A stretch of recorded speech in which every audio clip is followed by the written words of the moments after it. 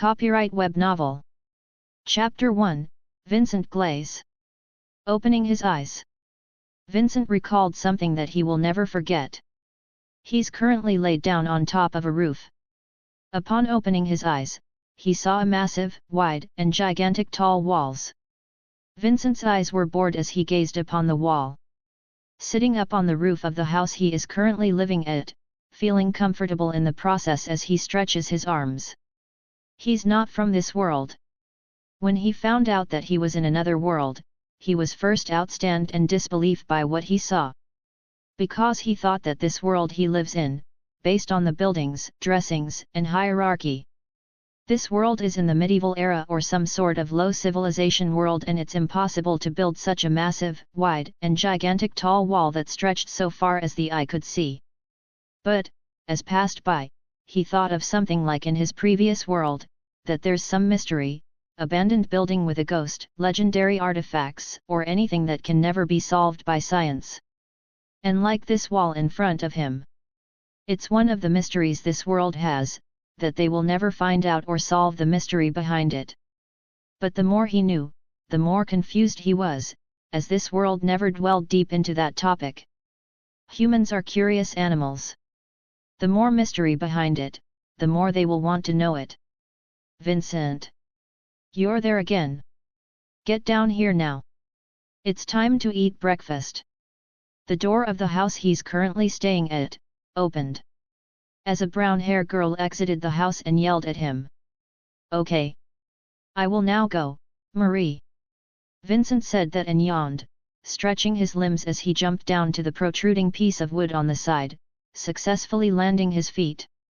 And jump again towards the ground. Hi Vincent, like I said before, it's dangerous up there on the roof. Don't climb up again, and your way of going down is dangerous. What if the wood gave up, and you would fall, and if it does happen, you will be seriously injured. And what if?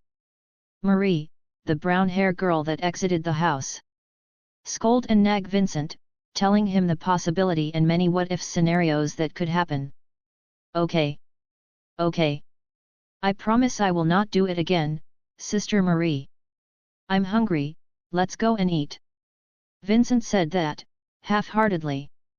And then proceeded to walk and entered the house. You always said that, but, hi. Marie shook her head and sighed.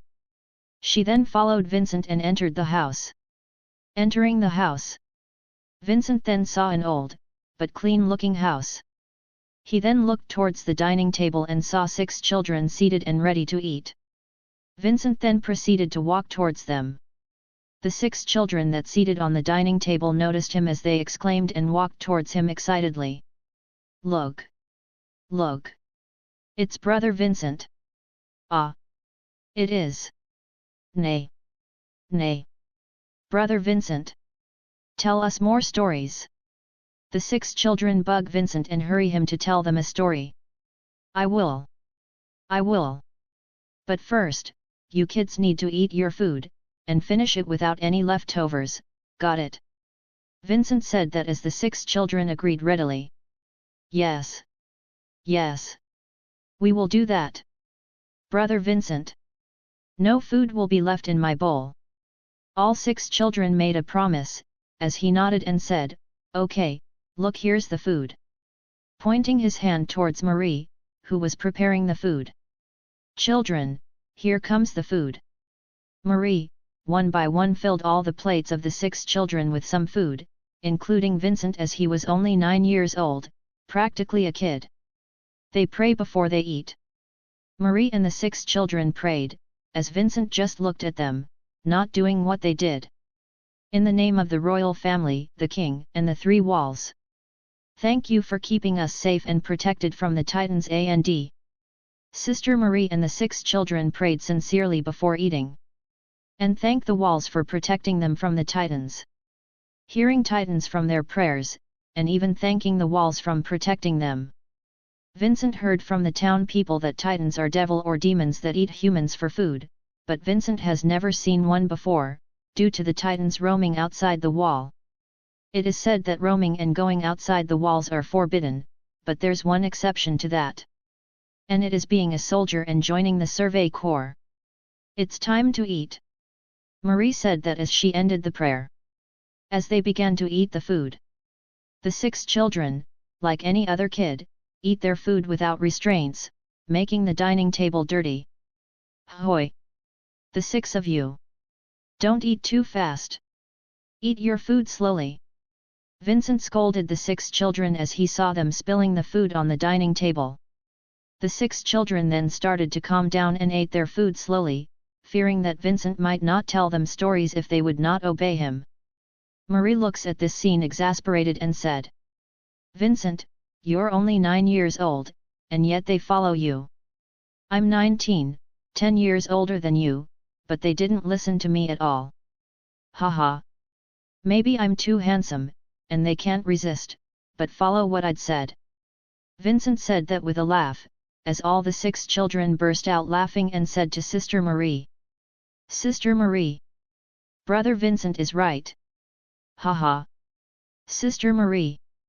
Vincent tells different stories every time, and not you who can't tell one story."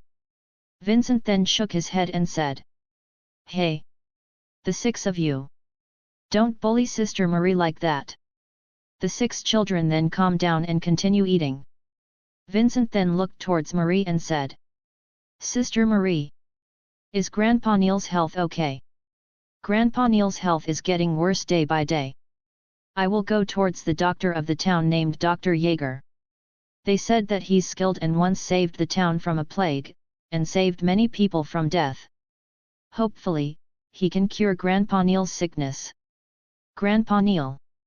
He called himself that. Grandpa Neil is the one that adopted Marie at the young age of 15. And him at the young age of 5, and the latter adopted more children, leading him on founding this orphanage, who had a total of 8 adopted children including Vincent and Marie. Vincent had a lot of respect for that man. He gave him food to eat, clothes to wear, he will definitely repay him in the best he can. But Grandpa Neil's body is getting weaker day by day, and even he knew how skilled a doctor is, or that Dr. Jaeger was. He can't give or cure someone who's in the later stage of their lives. Even in his previous world, it was impossible. A modern world with advanced equipment can't, and it's impossible to cure old age, and at the least they can do is to make them live a little longer. As all of them were now done eating, he and the 6 children started cleaning the table as Sister Marie got a bowl of food and said to Vincent, "Accompany the kids. I will go and feed Grandpa Neil some food, and hopefully, he gets a little better." "Okay. Then, I will go now." Vincent looked towards 6 children and said, "Now that all of you have eaten full and cleaned the table, go sit down there, and I will tell you all a story." The 6 children were excited as they scrambled together and hurried to sit down, as one of them said, "Nay. Nay. Brother Vincent, is it another new story or more story about a boy named Peter Pan?" "Hey! I want more about Peter Pan. He's handsome and can fly. I want to know how to fly too." "Me too." All the 5 boys agree, but one little girl has a different opinion and says, "But, I want to know more about Snow White." Vincent smiled, then looked down towards the little girl and said, "Later, Lisa, I will tell you about Snow White when we're alone. But first I will tell more stories about Peter Pan, okay?" Okay. Brother Vincent." The little girl nodded her head cutely, as Vincent patted her head and began to tell more about Peter Pan. So, Peter Pan flies up in the sky, towards the clouds, and picks a fight with Santa Claus, who did evil deeds, like dropping bombs at houses, and Vincent then proceeded to tell more stories, after he was done with Peter Pan. In his previous life, Vincent loves children, and even though he's a feared and famous killer, hitman, or assassin, whatever you called him. But with all that fame and glory, his downfall was clear, as his enemy knew and found out about his love for children and decided to use it against him. Chapter 2, Death, 1. Code J Mission Start. A man that was seated on top of a tall building, the roof thought that. Gripping the sniper handle on his hand, his finger calmly positioning itself from the trigger. The man then took a peek in the sniper's scope and saw a bald and muscular man, whom his target for today. The bald man was named Don Vensky, one of the founding groups of Don Dragovic. This group does a lot of SHTTY things like ARPing and shady things like selling girls and drugs. One of the founding people of the group, Don Dragovic, Don Mizoreko, hired them. Named the code, and he accepts it. The code is a group of killers, assassins, etc. The code was famous due to their high percentage of completion, guaranteed 90% mission success rate on every code member they have. Code J. One of the famous code within the group, or maybe all of the underground world hired hitman/assassin/killer. This code is owned by someone who had a 100% success rate in solo mission, and a 95% success rate in group missions. With that kind of success rate, it would be a miracle if someone that knew him and didn't fear him, as he is a famous and feared killer. Code J then began to relax by exhaling air, slowly and comfortably gripping his sniper hand, relaxing the scope and the sniper, towards his target. Bang! Then, with the press of the trigger, accompanied by muffled and suppressed sound, Code J again completed another solo mission like he always did. He then began to pack up his sniper, disassembling it into pieces. He then got down the building, dodging the surveillance camera. Making his way towards the receptionist and with a harmless smile, purchased a cigarette. He lights them up and blows smoke. Looking around the busy streets, even at night, people are still awake and doing what they want to do. He then walked towards the side of the streets, as he thought. Sometimes being ignorant is a blessing. They didn't know that people like me who can make a harmless smile, have killed many. He then continues walking and stops. As he felt the grip of someone tugging down his coat. He looked down and saw a little girl gripping them. He then decided to bend down at the eye level of the little girl and said, "What's the matter, little girl? You Uncle C, can you give me some of your spare money, please?" He then contemplated and reached out towards his pocket, picking up his wallet and opening it and fork out a $1,000 and shove it into the little girl's hand. This. Uncle, isn't this too much? I only need some spare coins. It's okay. You don't need to go to the streets anymore. You can go home now. The little girl hesitated a bit before running towards the dark alleyway, her back disappearing until she's out of sight. He lowered his hat as he looked towards the alleyway and followed after the little girl. "Hey! You're back early."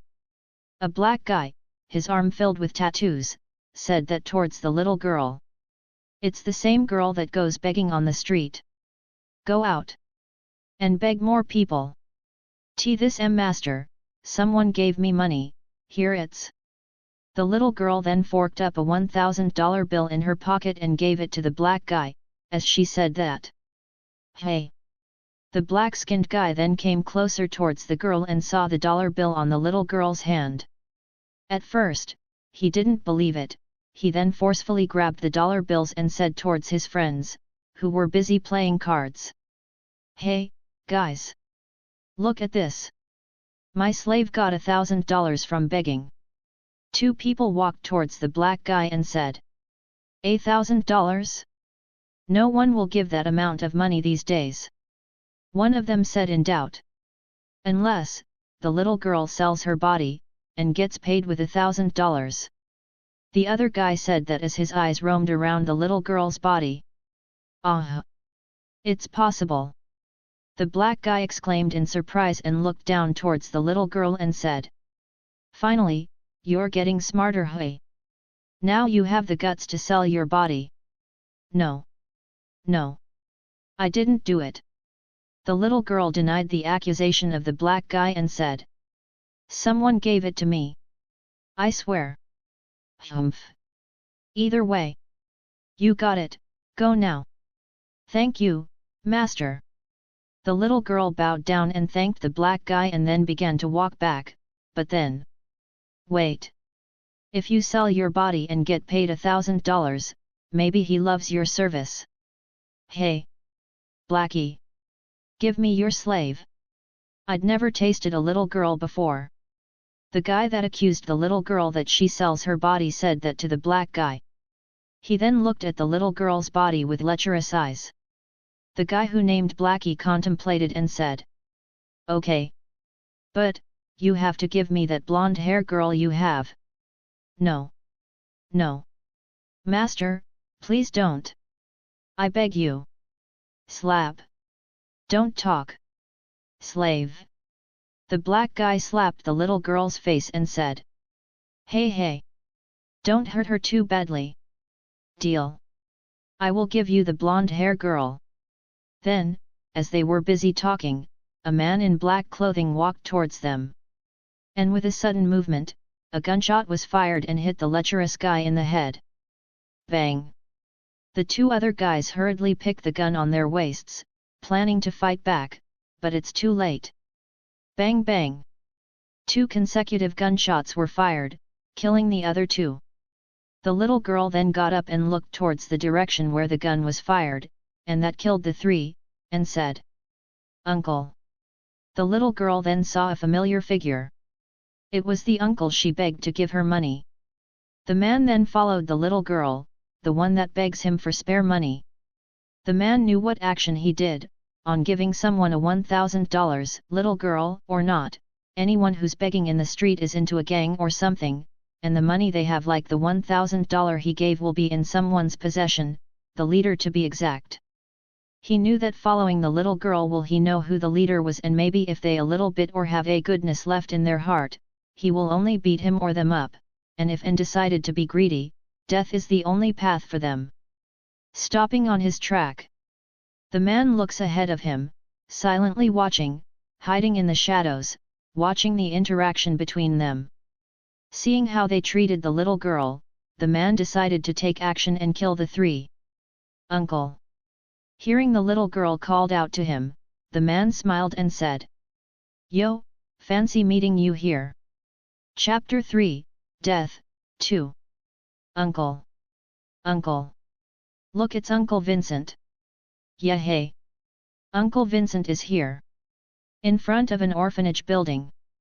A guy with black clothing was standing and surrounded by a bunch of lively kids. "Uncle Vincent, pick me up." A little girl with 2 ponytails said that towards the black clothing guy. Her arm raised in the air as her eyes were eagerly waiting for someone to pick her up. "Haha. Lena. You grew up a little now." The black clothing guy said that, as he proceeded to pick up the little girl. "Unfair, Uncle Vincent always picks Lena first." "Unfair. Yes. Unfair. I want to go first." "Haha.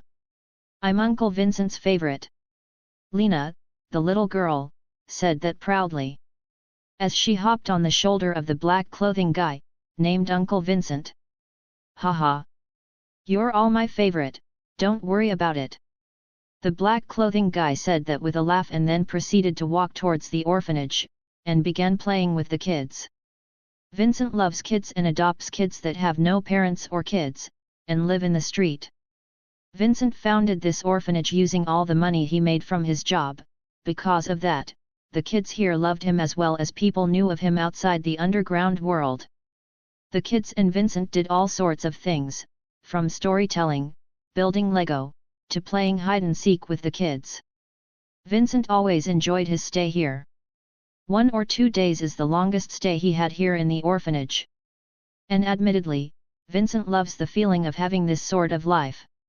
There's no need to kill and just play with kids and eat food with everyone. There's no need to hide and stalk someone and just chill on the couch staying there, relax on sort of danger. That's the time Vincent felt like he was living and not a puppet that only goal was to kill.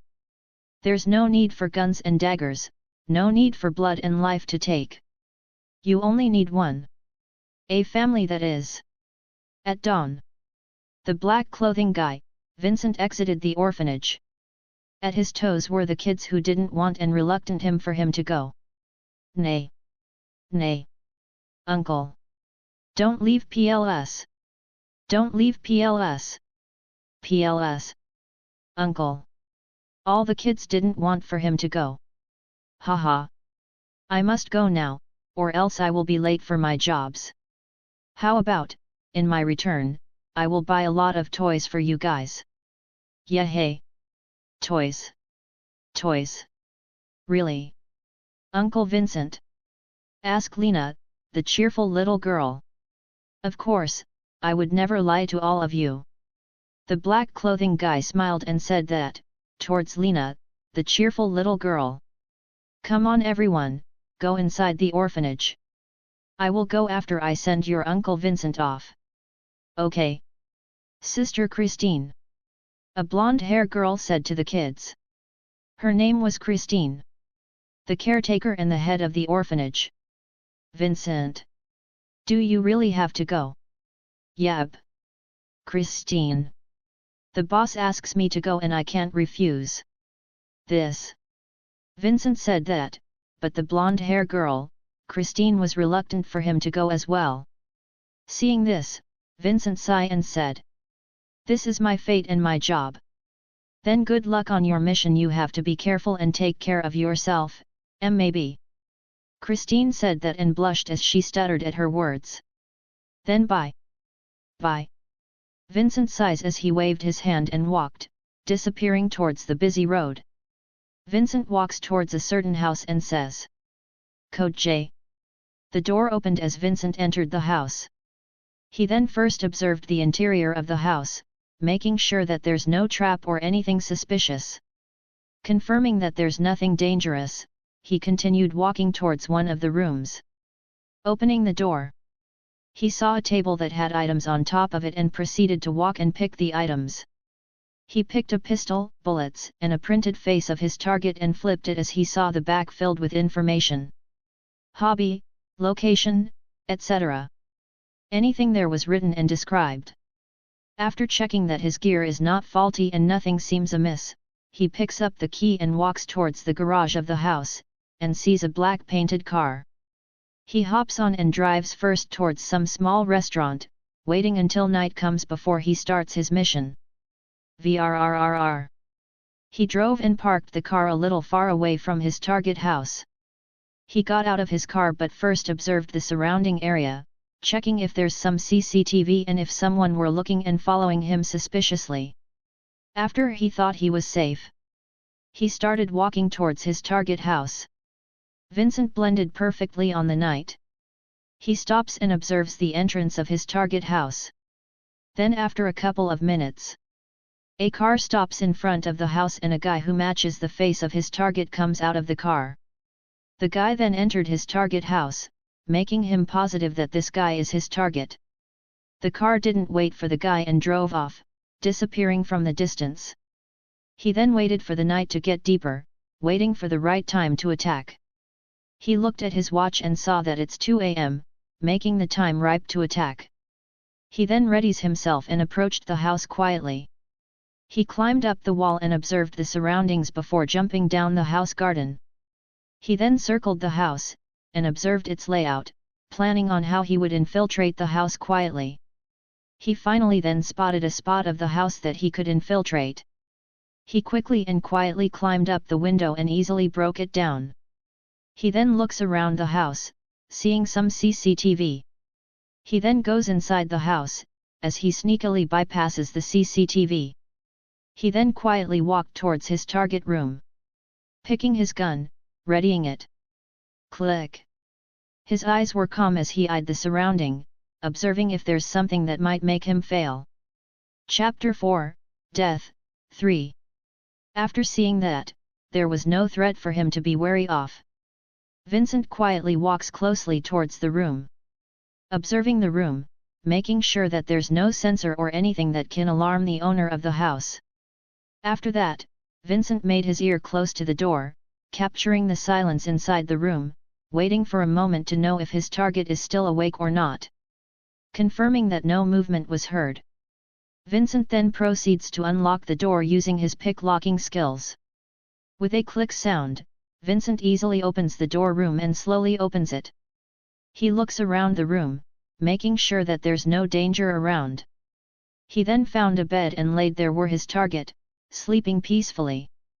Vincent then proceeds to approach it. Confirming that it is his target, he calmly pointed his gun and pulled the trigger. Mission success. Atone for your sins, as only death can you afford the children you've killed. He then proceeded to leave the house, walking far away as he circled his way back onto his car, like a person who had done nothing wrong. He drove towards a hotel. But first disposed of his clothes or any clues that might lead him or made him suspicious. Successfully booking a room and then proceeding to have a good night's sleep. Ring. Ring. Vincent woke up from the noise his cell phone was making, picking it up as he said.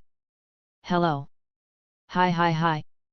Code J, or should I say, Vincent. Caught off guard by an unfamiliar voice, and his identity being exposed, he exclaimed. Who are you? Calm down. First look at the photo I sent you. Vincent then proceeds to go and saw. Bastard. Who are you? Hehe. Basement, north of the city. Go there and you will see them. Wait. Tut. Bastard. Vincent then rushed out and got out of the hotel, getting his car and driving it to the said location. He then got out and ran, but stopped as he calmed himself down and He then proceeds to walk cautiously. He saw that the basement was wide open, but he didn't go there and used a rope, climbing his way towards the window. At the center of the basement, he saw Christine, and the rest of the kids tied up together. He calms his anger and observes the people who have guns on their hands and counts. 3 below and 4 above. Then, bang bang. Vincent 2 shot successfully hit his target. The people in the basement fought back as it resulted in a gunfight. But, in the end, Vincent won and walked towards the center, where all the kids and Christine were tied up. Seeing them frightened in fear, Vincent was enraged at whose bastard set up this. He cut the rope and set them free as he guarded the back and made them escape. But stop as he sees that one of them is missing and asks Christine. Where's Lena? She was taken away. Please rescue her, it. Bang. A gunshot was fired before Christine could even finish what she was saying. Don't worry. I will save her, I promise. The enemy is here. Get out of this place quickly. Vincent then ran back towards the basement and saw that a guy was holding a girl, and it is exactly Lena. He hides and shouted. Lena. Uncle. Please run away. Don't worry, I will rescue you. Vincent said that as he looked towards the guy in the gap of his hiding spot and said. What do you want? Hi. I resent you, Code J, for killing my father and come here to take revenge. What do I want? Easy, your life. How'd you know my name? Hehe. Of course, I hired someone. It was expensive but worth it. Hired. Who could it be? Vincent thought and then said. Get Lena away from here. It's me that you want, right? That's right. But Code J, you're strong and I can't beat you fair and square. Hehe, you're dead. Then suddenly Vincent started running and hiding, circling the guy and thought. I must rescue Lena at all costs. Even with my life at stake. He hid as the guy laughed. Afraid? Code J. Get out or I will kill her. I will count 10. If you didn't appear, I will shoot her legs. 1. 7. 8. 9. Suddenly Vincent appeared at the back of the guy and started running towards him. The guy looked back and fired 5 shots. Bang bang bang bang. The guy panicked as he let go of Lena and proceeded to shoot and focus on Vincent's running figure. The bullets hit Vincent's chest and his legs. But he retaliated and fired a shot that hit the guy in the head. Bang. Vincent dropped to the ground as he felt the pain in his leg and his chest. The scared Lena then approached Vincent and asked. Are you okay, uncle? I'm okay, don't worry. It's just a scratch. Then. Beep. Beep. A beeping sound was heard at the building as Vincent thought of something. Bomb. He then looked towards Lena and thought Ah. Vincent yelled like he's in great pain, but he is, but he needed to be exaggerated as possible to scare Lena. Seeing that it was effective, he then said, "Lena, go now and look for a hospital, or Sister Christine, don't look back till you got a vehicle car to drive towards hospital, or I might die." "Wait. No. Uncle, I can't ignore you here. Go now, Lena, or else I will die. Get up and run." Lena sobbed and get up and started to run, and when Vincent saw that Lena was gone, he was relieved, and thought, "Hi, I will die now." Boom! A large explosion took place inside the basement and it engulfed Vincent, burning him to nothing, and died. Vincent thought of his previous life as he looked at a tomb in front of him. Grandpa Neil. The best father and grandfather. He looks towards the 6 children and Marie, who's crying on the ground, and thinks, "So this is what they felt when I died." Vincent sighed and began to feel sorry. "Christine, sorry Ben, I can't give you your favorite Superman toy. I'm sorry Carla, I can't buy the Barbie toy that you love. And Lena, I'm sorry I can't pick you up again. Everyone, I'm sorry I break my promises and can't give you all the toys you requested. I'm sorry Christine, hope you have a good life with the kids and find love, a man better than me. I hope the kids succeeded in their dreams, and once again everyone. I'm sorry." Chapter 5, Is It Really Impossible? After the end of the funeral, Vincent, Marie, and the kids left with heavy hearts. Never believing that the kind old man, the man that they look up to, the father they grow up to, Grandpa Neil, died. Looking inside the house that now and forever his home, the home of the 6 kids and Marie, a family that Grandpa Neil created. Vincent sighed and thought, "Hi. People die. That's an everyday life event that you can't control. Everyone would, in the end, die. It is their choice to choose what kind of life they would lead, before the cruel time takes their life. Grandpa Neil chose to have a normal life and died in old age. I have but only respect for him living a good life, living a life he can brag about in heaven if theirs. But for me, my life is nothing but killing, ultimately dying in the hands of my enemy, but miraculously got reincarnated and lives a second life. So with this chance, Vincent promised to himself that on this second life of his, this time, he will live a normal life, a peaceful life that is devoid of anything to do with the word killing he did in his previous life. Vincent shakes his head, then looks at the kids and Marie and says, "Let's go and eat." At the dining table, Vincent stood up and looked at Marie and said, "Marie, I will take it.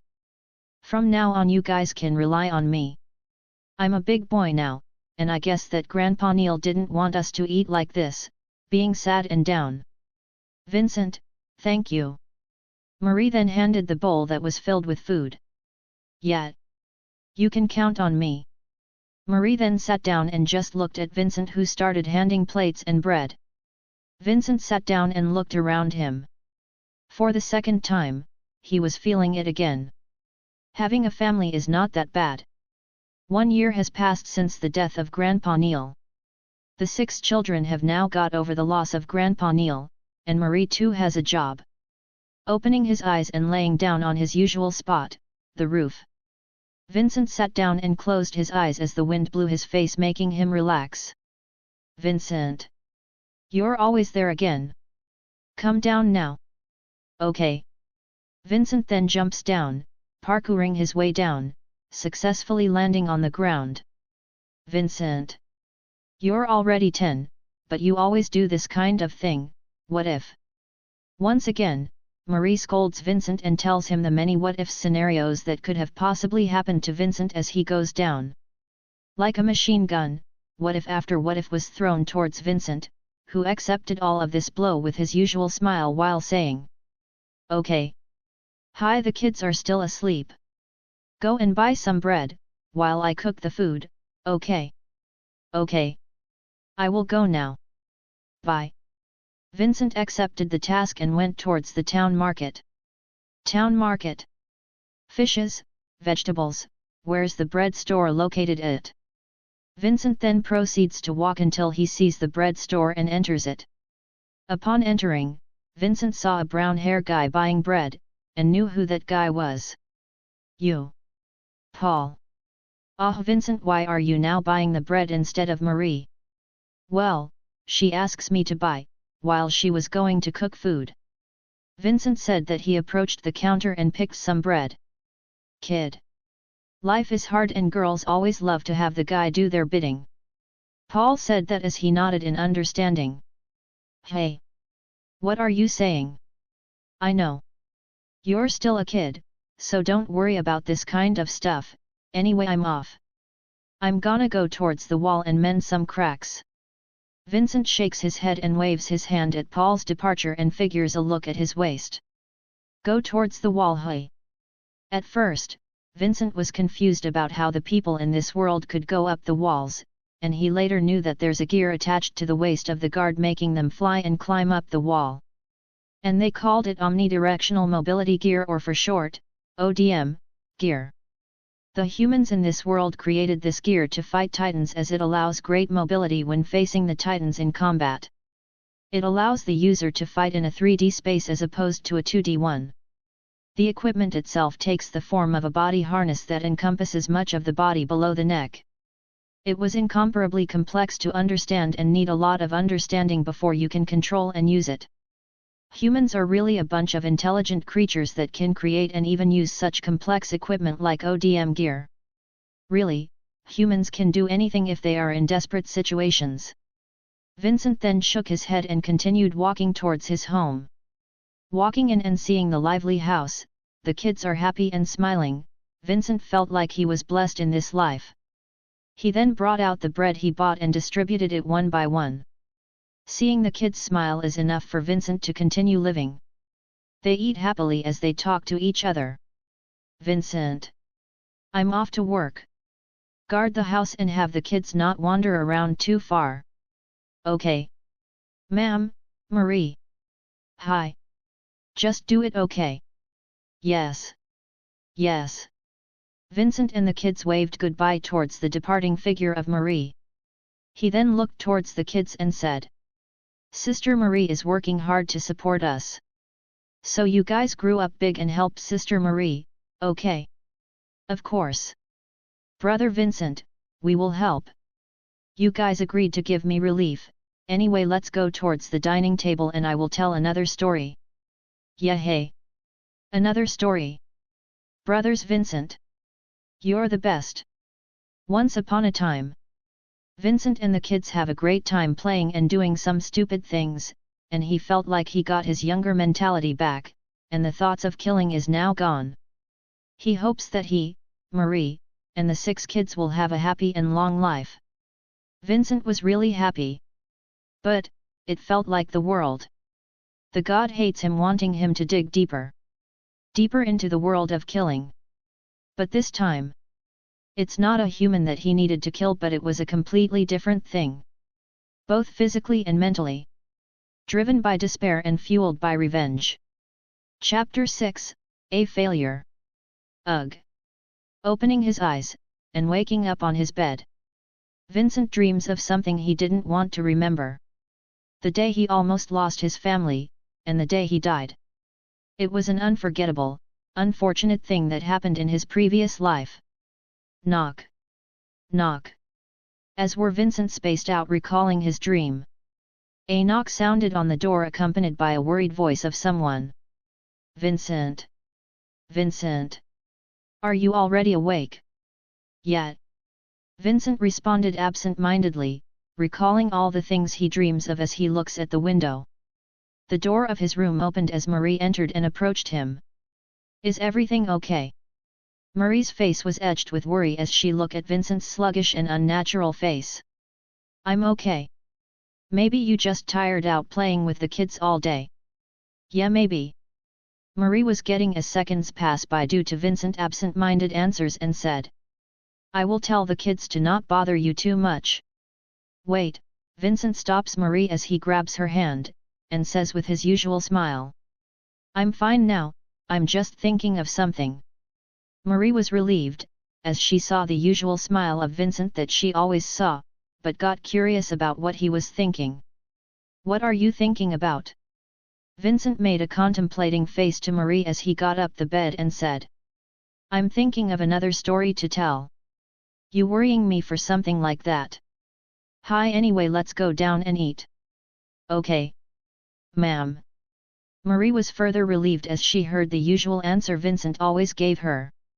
They got out of the room, as they walked down towards the dining hall, where all the kids were seated together. They all ate their meals happily, and satisfied with this simple and honest life they had. Vincent looked around him and saw his new family and thought, "No more moping around, what's done is done, and let us just move on and pray for their safety. I have a new family to protect and a new life to cherish. And, new world to experience. Vincent. Kids. I'm off. And the 6 of you, don't bother Vincent too much.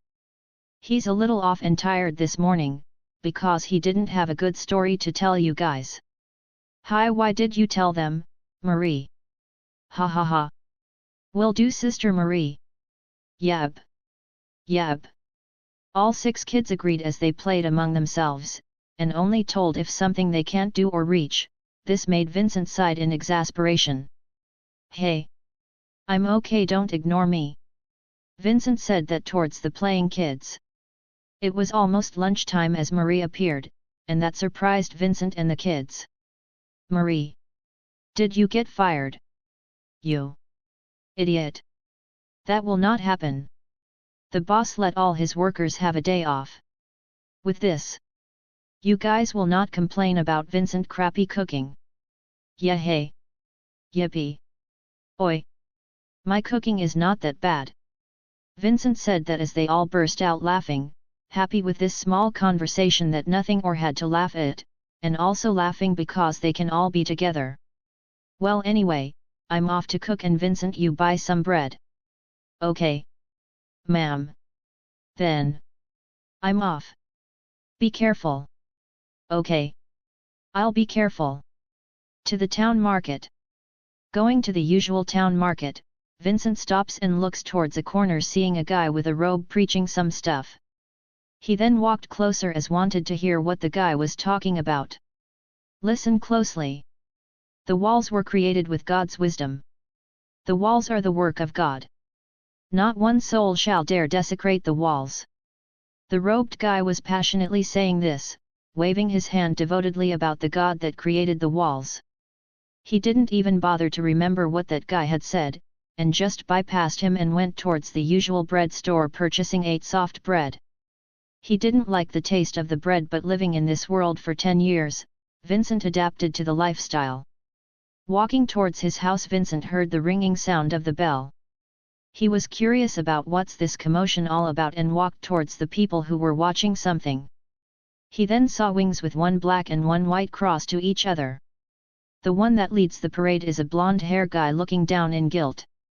Vincent then proceeds to look at the back of them. What's greeted his sight was many injured soldiers, and after hearing the content of their conversation, everything clicks in. Why are there so few of them?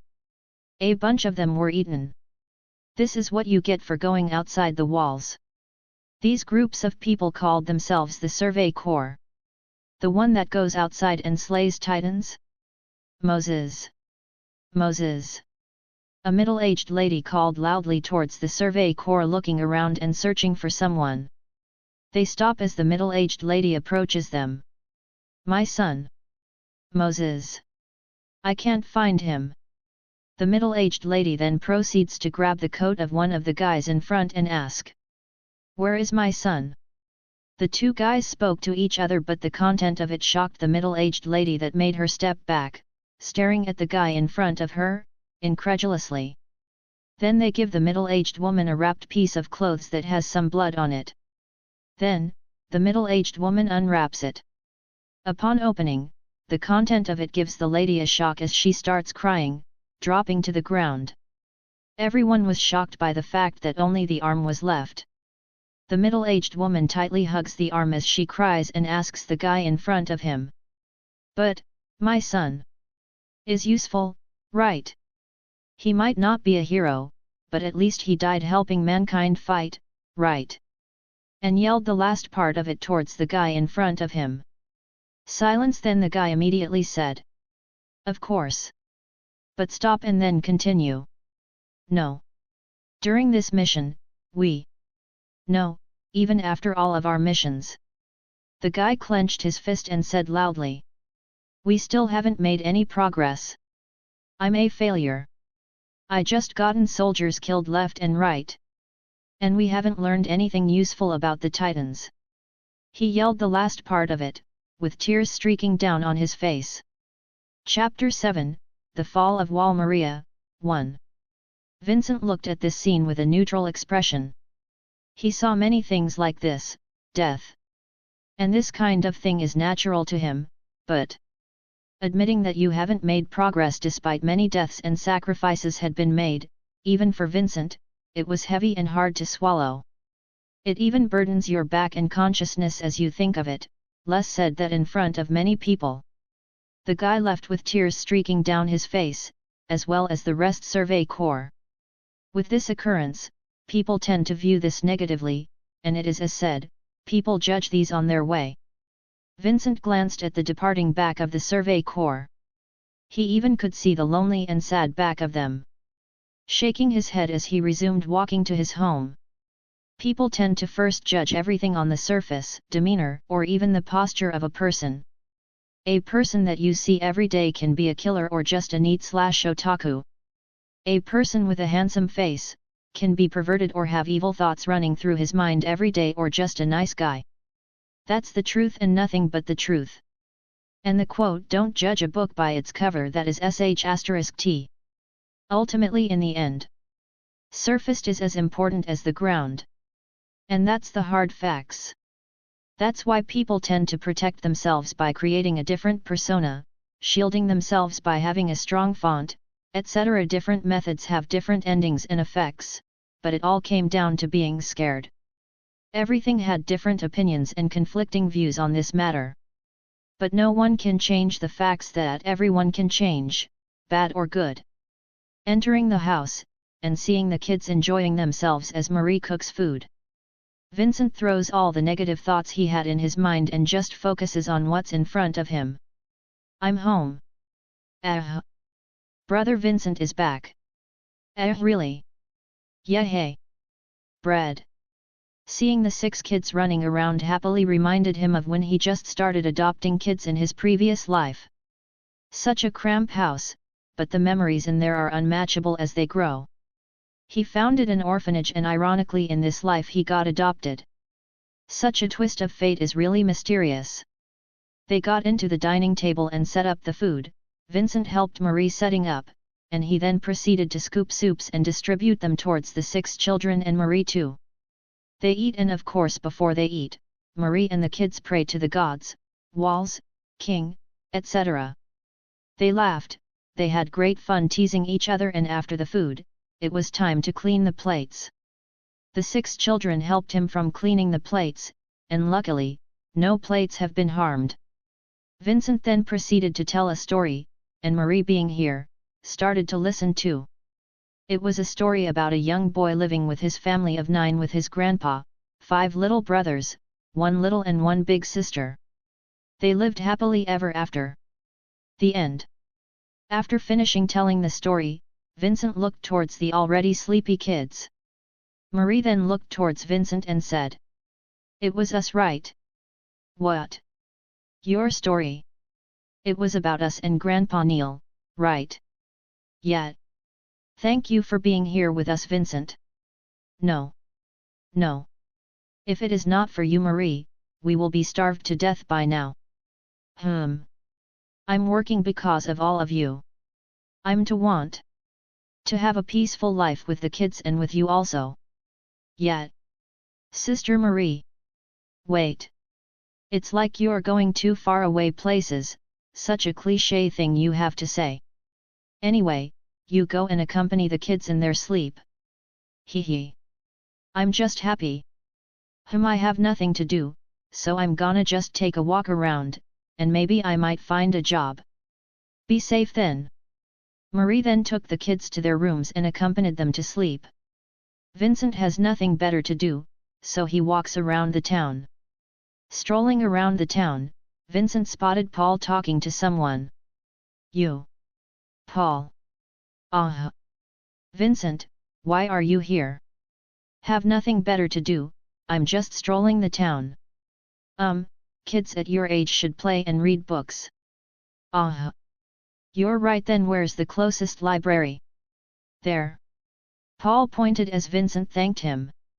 Thank you. Paul, who's that kid? A kid with strong luck. Looking around the library, Vincent then began to pull books left and right. He then spotted an old book with no cover in it. He then took a seat and read the content of it. Hey, see. The ocean covers around 70% of the planet's surface. Unlike the freshwater lakes of Paradise Island, the ocean is made up of salt water. It contains such great quantities of salt that no merchant could ever deplete all of it in a lifetime. There are also many species of fish and other aquatic life forms living in the ocean that cannot be found within the walls. Ignorant kind of description as expected of the medieval era. A mountain that is filled with snow. Vincent quickly got immersed in the book that has primitive descriptions of sea, deserts, etc. I've never read this long for a long time, such a nice experience. Vincent stretched his arms and looked outside, seeing the sun was about to set. Then, like a huge hammer that hit the ground, an explosion took place outside the walls. As a giant titan peaks inside the wall Shiganshina district. And with a bang. Boom! Debris and huge rocks flew around near the walls or gate of the Shiganshina district. People even got crushed by the impact, crushed by the rocks that have been flying all around the Shiganshina district. People panicked at this sight as someone shouted. The Titans have invaded. Chapter 8, The Fall of Wall Maria, 2. Run! Run! You need to run fast. That's the thoughts of Vincent as he ran towards his house, hoping that his family is alive and doing fine, evacuating or hiding from the Titans. On his path towards his house, many people run in opposite directions to him, scrambling their way towards the gate of Wall Maria. Running from the Titans in fear. Many guards were shouting and screaming, pointing their hands in the gate direction, telling the citizens to evacuate and run on that way. But not all of them were in good condition. Looking at his left side, and seeing the body of people with blood and injuries. Some even got crushed by the rocks that flew in different directions all over Shiganshina district. The kick of that giant titan made a hole in the gate of Shiganshina town. Running and parkouring his way towards his house, wanting to get there as fast as possible. Go right. Go left. Vincent ran with all his might, summoning all of his strength on his legs, wishing that he was in his prime, like his body in his previous life. Then, going right. In front of him, he saw his previous wooden house was now in ruins, and now has been crushed by different sizes of rocks. In front of his house, 2 titans stood tall there. One with a height of 3 meters and one with a height of 4 meters. In the hand of 4 meters titan, he saw one of the kids, Ben, lifeless, and his lower body gone. The 3-metered titan crouched, searching for something in the now ruined house of Vincent. On its foot, Vincent can see the crushed body of Marie. Vincent didn't want to believe what he was seeing, but what was in front of him was the real deal. Vincent calms his mind and prays that at least one of them is alive. He then breathes out as he looks at this with a neutral expression. He draws out a short sword that is hidden on his waist. Gripping it tightly, calming his mind, Vincent walks towards the Titans. I hope Vincent and his families were all right. Paul runs through the crowds of people, running towards a specific direction, and that is Vincent's house. As he neared the house, Paul saw Vincent and the dead body of the kids and Marie. Vincent was looking down at the dead bodies. Paul couldn't help but be emotional at this sight. He silently called out towards Vincent. Vincent! Vincent heard something, as he looked at Paul. Paul saw Vincent's expressions. It was calm, it was too calm that it was scary. Looking to his right, Paul saw a titan, and it was 13 meters in height, walking towards them. He looked at Vincent and said, "Vincent, let's go. I will guide you to exit." "Wait." Vincent said that as he proceeded to kneel and pick the bracelet, necklaces, and hair clip. Items he gives to them, the items that will remind him of their existence. He then got up and said to Paul, "Let's go." Paul and Vincent then run towards the gate of Wall Maria. But Paul failed to realize that there's too smoke rising and thought that it was equipment or items in the house burning. But on that smoke laid 2 corpses of dead decomposing titans. Upon exiting the Shiganshina district, Paul then brought Vincent towards the ship and easily got through it due to Paul bringing him in, unlike the other people who'd been waiting for a while now. Seeing that Vincent successfully boarded the ship, Paul runs back and gets to the front lines where they will fight the titans. Entering the boat, Vincent saw the scared expression of everyone that was boarding on it. Some were curled up in the corner, crying, and some were blankly staring at the air. Vincent then sat down like everyone else does, waiting for the ship to row. Maybe if I didn't leave the house, maybe they're still alive right now. Maybe they're still alive when the rock fall and then got killed by the titans. Maybe. Vincent drowned himself on that thought. The maybes he was thinking were endless, and the possibility of his family being alive if he was there, is drowning him with guilt. Then suddenly, a commotion took place at the gate of Wall Maria as a titan rammed open and made a hole in the gate. Vincent looked up at the titan that made a hole and said, "I only want a happy normal life. Is it that too much to ask for?" Vincent looked down at his palm and clenched it.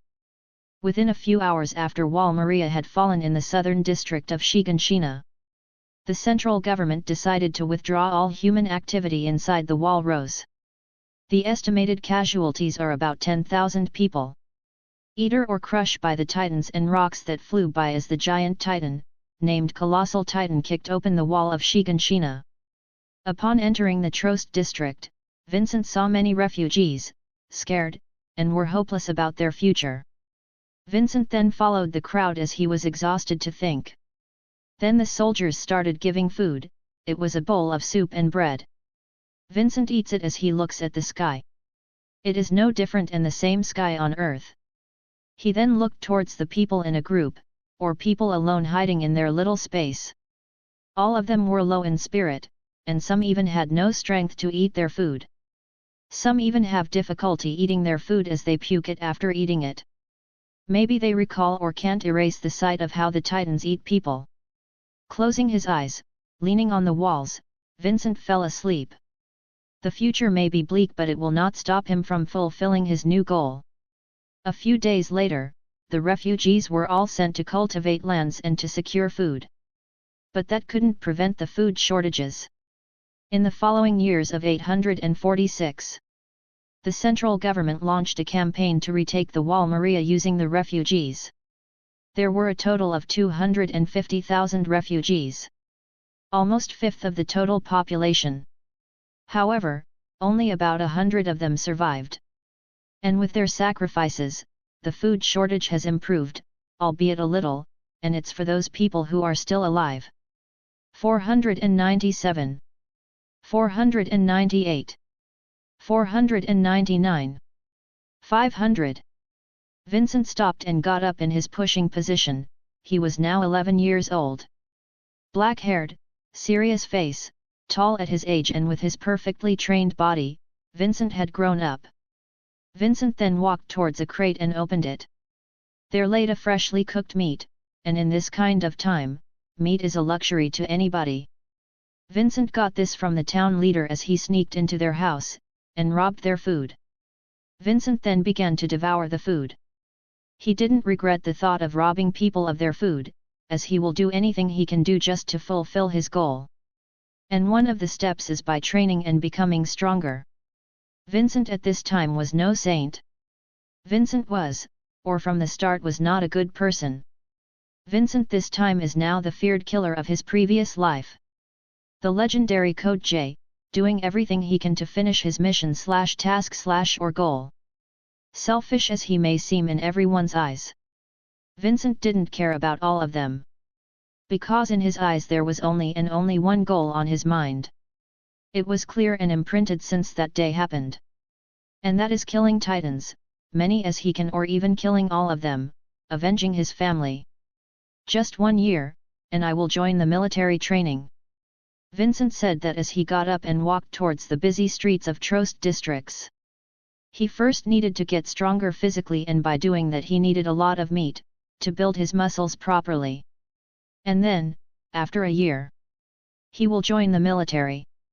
And at the military, they will train him, and tell him the weaknesses of titans. And tell him how to operate and use the ODM gear, the equipment that is built especially to kill titans. Chapter 9, Potato. Standing in the parade rest position, like you always saw in the military. Vincent is now standing with the rest of the group of trainees, that just like him, registered to enter the military training. Vincent looks ahead of him. Seeing a bald man who is saying a bunch of mean words that would make the weak-hearted trainees scared, ultimately dropping and leaving the military training even without experiencing it. Standing in front of the hundreds of trainees, the bald man then began to introduce himself. Unfortunately to all of you, I, Keith Shardis, will be in charge of your training. All of you are now merely livestock, waiting to be eaten by the titans. I'm not here to give you all a warm welcome. Like I said before, all of you are now merely livestock, waiting to be eaten by the titans. No. You are all even worse than livestock. That's why, for the next 3 years, I will train you, you all useless sh*ts. I'll teach you how to fight, and beat titans. And when you face a titan in the future, in the next 3 years, will you still be just a food? Or will you become a glorious soldier that protects these walls? Or a mighty champion of mankind who will destroy the titans? The choice lies in your hand. Then the bald instructor got down from the platform and approached the trainees. He then approaches a blonde-haired kid, who had a small frame, large hazel eyes, and a small pointed nose. Who the hell are you? The bald instructor said that, and looked scarily at the blonde-haired kid. I'm Armin Arlet from Shiganshina, sir.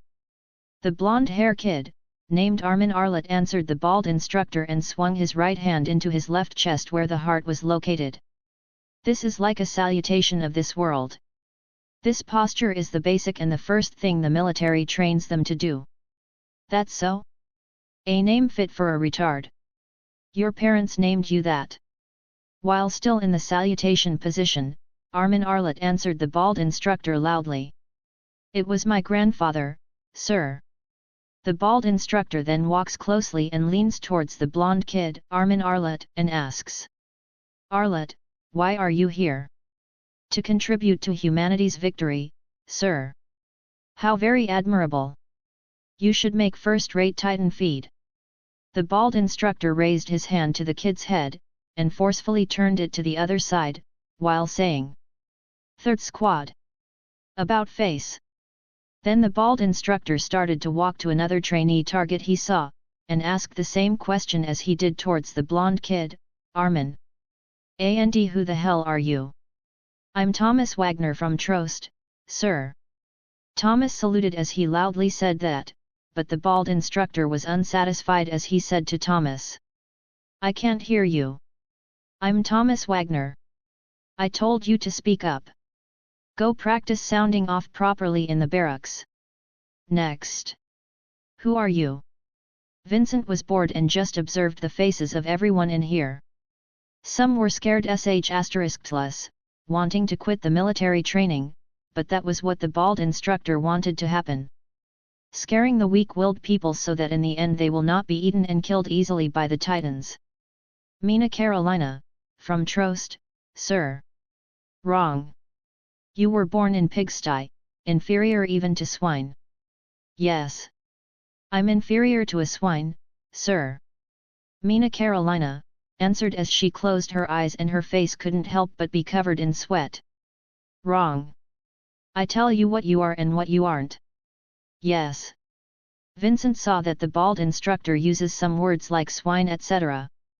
to replace their prior identities and forcibly discarded it.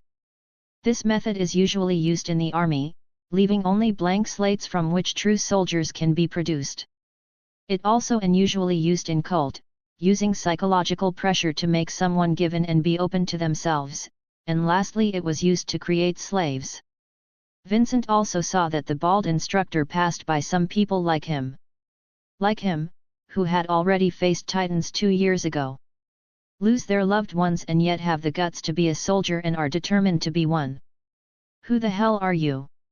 I'm Jean Kirstein from Trost, sir. What are you here for? To join the military police brigade and reside in the inner district, sir. Vincent looked at the one that said Jean Kirstein and marked him as an honest idiot. I see. So you wanna live in the inner district? Yes, sir. Jean Kirstein, answered the bald instructor with a smile on his face then. Bang! Who gave you permission to sit? The bald instructor then headbutts Jean Kirstein, making him kneel on his knees. If you can't even handle that, you'll never make it into the military police brigade. The bald instructor then walks to another guy and asks as usual. Who the hell are you? And what did you come here for?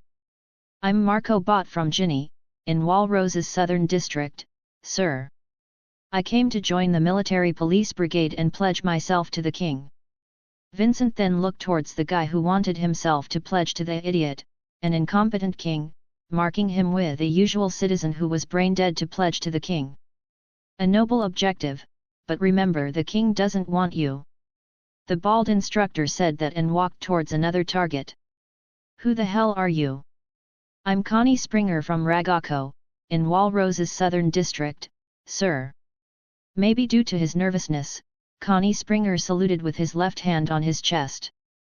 The bald instructor saw this and proceeded to pick Connie in his head, raising him through the air as he said. Listen up, Connie Springer. This was one of the first things you were taught, that salute means you're offering your heart to the king. Is your heart on your right side, **Theod. Looking up at the sky in boredom, Vincent felt that it was a little quiet since there's no one speaking. He then looks left and right, seeing that they're all looking at a particular someone. Vincent looked at it and saw that particular someone who had the guts to eat potato. Nanny. Chapter 10, This Isn't Bad. Hey, you, what the hell are you doing? The girl holding a potato looks left and right as everyone looks at her in awe. Crunch, the girl then took a bite in the potato on her hand, and then proceeded to look at the air.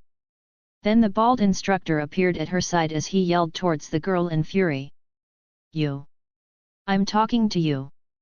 Who the f*** are you? The girl then got scared and gulped the remaining potato on her mouth, saluting her right hand with the potato on it, and finally introducing herself. I'm Sasha Blouse from Dopper, in Walrose's southern district, sir. Sasha Blouse, what's that you're holding in your right hand? The bald instructor said that with a grim expression. A steamed potato, sir. I came across it in the kitchen, so I picked it up. The girl, Sasha Blouse, said that with a slight smile on her face, maybe a bit proud. You mean you stole it? The bald instructor said again with a usual grim expression of his, and continued speaking. Why are you eating a potato right now? This time the bald instructor didn't yell and just ask it with a dark expression on his face. I wanted to eat it while it was still warm, so I figured it was now or never, sir. Sasha Blouse said with a calm expression. No. I don't get it. Why are you eating a potato? Are you asking why people eat potatoes in general, sir? Silence descended the field as Sasha said that. Even the bald instructor, the one that asked the question, was left speechless at Sasha's word. Then, Sasha Blouse, the potato girl, made a thinking expression. She then proceeded to cut the potato in half as she made a reluctant expression, as she gave the half of the potato to the bald instructor and said, Take a half for yourself, sir. Then the bald instructor picked it, accepted it absent-mindedly, and said, Half. Vincent looked at this scene and face-palmed himself as he shook his head and thought as he made a small smile. This isn't bad. The bald instructor then made all of them run 50 laps across the field except for the potato girl, who made the instructor angry and made her run until she dropped, or else she's not getting any food. The instructor then began to tour them. The dining area, where they eat food, the lodging area, where they sleep it. The instructor then told them the schedule, etc. At dawn, in the boys' lodging area, some boys approach Vincent and ask him what's his name. Vincent. Even though Vincent didn't speak the entire day, his appearance and build attracted the boys' and girls' curiosity about him. He was surrounded by 4 boys, who are his bedmates. The sleeping bed, designed so that 4 people are fit in one area, 2 people at the top and 2 people below. Where are you from? Vincent. Shiganshina district. Vincent replied, but he didn't like to speak too much and keep it short, but he answered their questions. Wah. So you must have seen some titans, right? Yet. Are they ugly? They said that they eat humans whole. Hey. Really? Yet. You live at the same time as Aaron. The 4 bedmates of him asked many questions that annoyed him, but he answered them cause maybe they would be his ally one day. He then got up and said, "Gonna go, P." He then walked out the boys' lodging. Night time. In the diner hall, Vincent sat at the corner. He didn't try to associate with others, as it was only the first day of their training. Some tried to ask him some questions, about his name, etc. and answered them. Vincent looked down at his food. The usual soup and bread combination. This is like the most known food in this world, which pretty much sucks. As he was eating and scooping his soup, a commotion happened as a guy got circled with many people. I already told you. I saw it. The guy that circled by many people, said that as he scooped his soup and ate it. Seriously? Then, how big was it? Tall enough to look right over the wall. The black-haired guy said that as he answered them. I heard it could straddle the wall. Same. I heard the same in my village. No. It wasn't that gigantic. The black-haired guy said that as he broke their speculation. What did it look like? It had barely any skin and its mouth was enormous. The black-haired guy then further explained the details. What about the armored titan that broke through the wall, Maria? The black-haired guy thought a bit and said. Even though the people call it that, it looked like a normal titan to me. Then, what do normal titans look like? The crowd of people stared intensely towards the black-haired guy. Guys, that's enough questions. I'm sure he has memories he'd rather not recall. The guy on the side saw the black-haired guy covering his mouth, thinking of something, said towards the crowd. Sorry for being so. No. The guy exclaimed and grabbed the bread on the plate, and ate it and said. Actually, titans aren't such a big deal.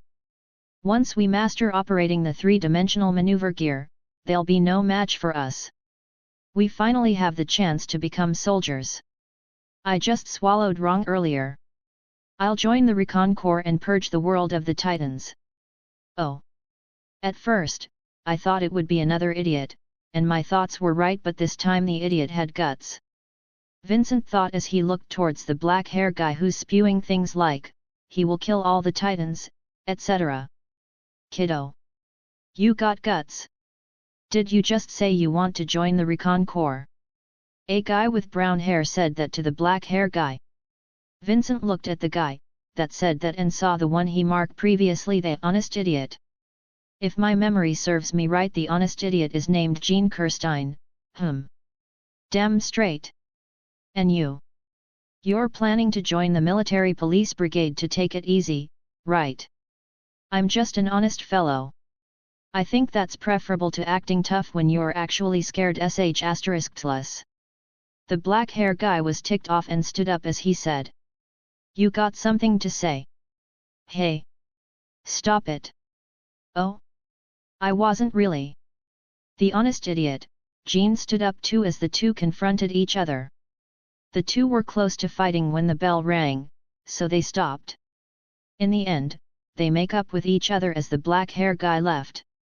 Standing up, Vincent looks around him and says to his bedmate, which is named Connie Springer, "I'm gonna go for a stroll. Don't wait for me and just sleep. Then, bye." Vincent then left the dining hall, leaving the confused guy. In the end, Connie just shook his head and went towards the boys' lodging room and got to his bed, and talked to others and his fellow roommates. Walking around the camp, Vincent avoided all humans he'd encounter and hide. He then sneaked into the storage room and stole some meat and left. He then left the camping site and went towards the forest. Chapter 11, Balance Test. Next morning, in a clear field, stood tall a weird-looking machinery. The trainees then stop in front of it, as the bald instructor told them what to do. Looking around, and then began talking. "First, your aptitude will be tested. Those who fail are not even worthy to serve as bait. Failures will be sent to the reclaimed lands." Then, the bald instructor began to tell them about these tall objects as Vincent listened intently. The bald instructor then said that this is to test their sense of balance and ascertain who's adept at using ODM gear. Intuitively sensing the balance, and knowing what to do in those situations, Vincent thought as he summarized the long-winded explanation of the instructor.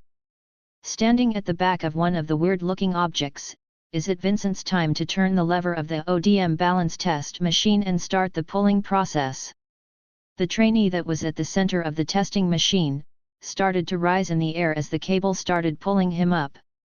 In this state, you should start to balance yourself or you might fall. Next. It's now his turn. He got into the center and they hooked the cable on his belt. Go. Then the hook brought him up in the air, as he then began to try and sense the balance, making it perfect harmony in the process.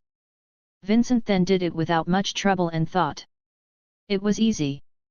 It was easy that he thought it would be. Even though he said that regaining balance in the air required complete control of your body. The control of the weight you put in and pull out. In mid-air, you will experience the pull of gravity, even though the gravity pulls never changes, the position of the hook's constant changes as you glide the air are in another matter. In the end, everything matters. That's why everyone needs to have a strong body just to better control the ODM gear, and that's only one of the requirements. What the hell are you doing, Aaron Yeager? The bald instructor said that towards the black-hair guy. It is black-hair guy who made commotions in the dining hall. Getting down, Vincent and looked towards the gutsy idiot, named Aaron Yeager. Yeager. When did I hear about this name? It sounds familiar. Vincent then made a thoughtful expression, when Connie approached him and congratulated him. Wow, Vincent! You hardly move. Just like me. Haha. Well, it's not that hard to balance it. Right?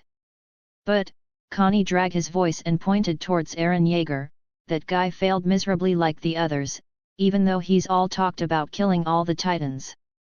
Vincent just smiled at what Connie had said. You lot! Gather around me! The bald instructor then yelled that heard around the field as the trainees gathered fast. There's no trick about this activity, you only need to sense the balance and try to communicate with it, or like Vincent and Mikasa and the others, control it. Some of you, the results are outstanding and some are downright failed. The bald instructor then looks towards a certain black-hair guy, the gutsy idiot, Aaron Yeager. Many people look at Vincent figure and the others who have been mentioned and at Aaron whose head has been lowered, his palm clenching hard as the black-hair girl, named Mikasa, and blonde-hair kid Armin comforted him. There are no tricks, but there are requirements. You need first to have a strong body, a strong thinking mind to balance yourself in the air, and lastly, you need to have better control of your body. That's why you lot have to run around the field until I say stop. Go. Night time. In the dining hall. Vincent was seated at the back of the seat. Around him were Connie, Marco, and Jean. Laughingly he got acquainted with Jean. Vincent. The instructor mentioned you. Well. Vincent is superb. As good as me. Hey. I got mentioned also, and we all got mentioned as a matter of fact. What do you know? Vincent is the first to get mentioned. Clearly, the instructor favored him. What do you think about it, Vincent? So. Vincent absent-mindedly said as he ate his soup. He talked a big game yesterday, saying he'd kill all the titans. And yet he'll be working at the reclaimed lands after tomorrow. Useless kids don't deserve food. Vincent then began to murmur and talk about Eren Yeager. At his left side on a different table, a kid with black hair and now has a roll bandage on his head and had been bad-mouthing since they entered the dining halls. Ding! Ding! The bell rang as Vincent got up and said towards his 3 new friends. Gonna go stroll, don't wait for me. Vincent then left the dining hall. After sneaking into the food storage room, Vincent gets some pieces of meat. He then continued and walked towards the forest. He climbed some tall rocks and passed by the boundary of the forest. After 20 minutes of walking, Vincent saw a lake and got closer and walked over the lakeside. He then started to stretch and exercise and train his body. 100 push ups. 100 squats. 10 km run. A/N, IDK. Every time I heard about exercise or workout, I thought of Saitama. Wahahaha. He then completed and even exceeded his training regime. He exhaustively laid down the grass. He controls his breathing and calms down. Vincent then began to collect woods and branches and then began to make fire and cook the meat he stole. After eating the food, Vincent then jumps towards the frozen cold lake. Splash!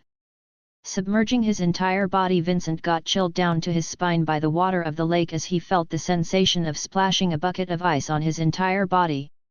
Even though it was cold, it calms down his body and cures his exhaustion. Getting out of the lake and drying himself up, Vincent picked up the clothes he threw and wore it back. He then began to walk back towards the camp but saw some lights ahead of him. Walking towards them, Vincent saw that it was a group of 4 people. Walking silently at night. Vincent got a complete look at the people, and knew them. He contemplated and then began walking towards them. Chapter 12, Either an idiot or plain trash. Berthold and Armin, help me set up this cable hook. Okay. Will do. The 3 began setting up the cable and attaching it up the thick tree branches. The one that spoke was a large-built guy with blonde hair. He then attaches the cable to the belt of the guy that Vincent called gutsy idiot, Eren Yeager. Done. The large-built guy then got up and asked the 2 guys, who were gripping the 2 ends of the cable. Armin, Berthold, are you ready? We're ready, Reiner. Then. 1, 2, 3, go. The large-built guy is named Reiner. He then began counting, and when he was about to give a sign to start pulling, they heard a rustling sound on the bushes and gave everyone in the scene to be quiet. Stop. Shush. Rustle asterisk. As the rustling sound got nearer and nearer, Reiner and the 3 began to backstep. An outline of a human then formed from the dark background, and finally, they got a complete view on who's coming. Walking out the dark, and exposing himself, Vincent then began to look around, seeing the cables and hook in the branches, and said, "Training." The 4 looked at each other and one of them said, and it was the gutsy idiot, Eren Yeager. "Hey! You're the trainee who didn't wobble in the cable, Vincent, right?" "You're right. And if my memory serves me right, you're the guy who didn't even able to make it up the air." "Hey, I'm not that bad. And I have a name. Eren Yeager is my name." "Ah, Eren. Then who are these 3 people?" They come here to help me train and grasp the cable balance."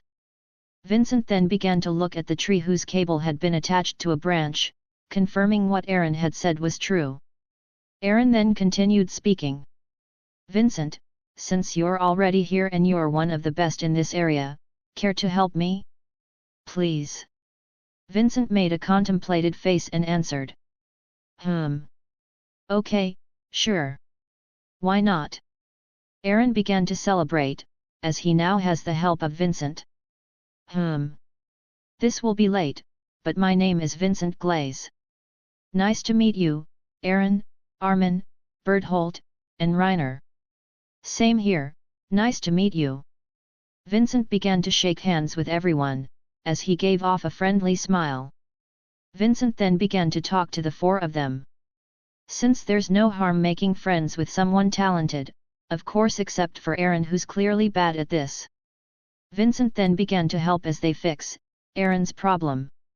But nothing seems to work as all of the results were failures, and only one good thing resulted from this training, is that Aaron's time in the air began to become long.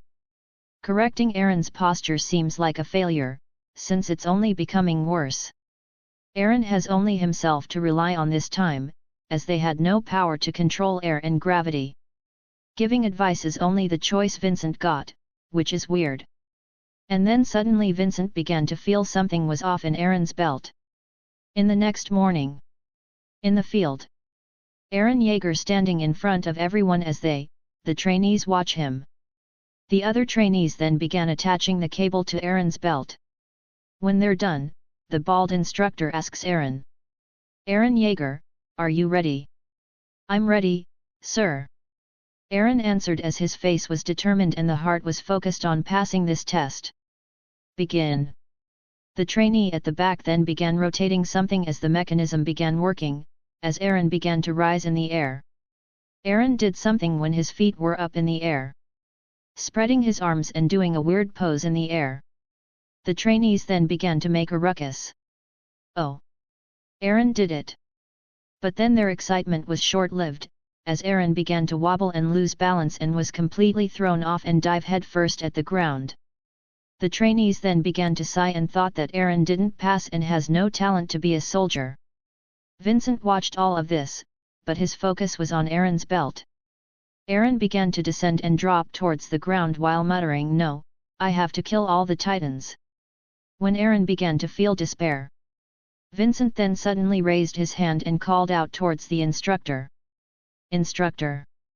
The bald instructor then turned around and focused his sight on Vincent. What is it, Vincent? Vincent then began to state his thoughts as he pointed out that Aaron's belt is faulty, etc. I think Aaron's belt is faulty, and if you can change it and give Aaron a second chance, maybe Aaron could succeed. The instructor then looked deeply at Vincent and made a thoughtful expression. And then looked back towards Aaron who was on the ground and began to instruct the trainee that was operating the mechanism and said, "Thomas, lend Aaron your belt." "Yes, sir." Everyone looked at Vincent's direction, as Vincent was the one that suggested that. Up in the air, Aaron was balancing perfectly fine, even though he wobbled sometimes, it was more balanced than before, and lastly, he didn't fall this time. This, muttered Aaron. The bald instructor then looked up and said to the confused and excited face of Aaron. Just like Vincent had said, the equipment was faulty. The metal fittings on your belt were damaged. As the instructor said that, the trainees at the back then talk amongst themselves. So he actually succeeded even with faulty equipment. Wow! So, what's your decision, instructor? Aaron, still in the air, asked the instructor expectedly. You're good to go. As he heard that, Aaron celebrated and looked at Mikasa intensely. The instructor then looked towards one of the trainees, the one that suggested changing the belt. Vincent Glaze. He's observant in his surroundings or person. He's talented at balancing, as shown in the result. The cable was balanced and he could move and control it. He's special. The bald instructor muttered to himself. Aaron got down the ground and approached Vincent. Vincent! How did you know that my belt is damaged? Aaron with Mikasa and Armin at his side asks Vincent. The question he had liked to know the answer to. Simple, my advice was right about the postures in the air and it was simply amazing that you didn't get to balance. You're either a complete idiot or just plain trash, but since you're neither of them, I began to suspect that the equipment was faulty. The cable is not faulty, since we all use it, so I suspect the belt of yours is faulty, and my guess was right. Wow! Jean exclaimed in amazement. Shugoi! Aaron exclaimed in awe. Vincent, your reasoning is completely right. Armin was amazed at Vincent's reasoning. Wow, even I understand what you had said, Vincent. And Connie is just like always, an idiot. Chapter 13, Annie Leonhardt. Chapter 13, Annie Leonhardt. 1 year has passed and it's now year 848. Vincent was here in this training camp for about a year now and he is now 13 years old.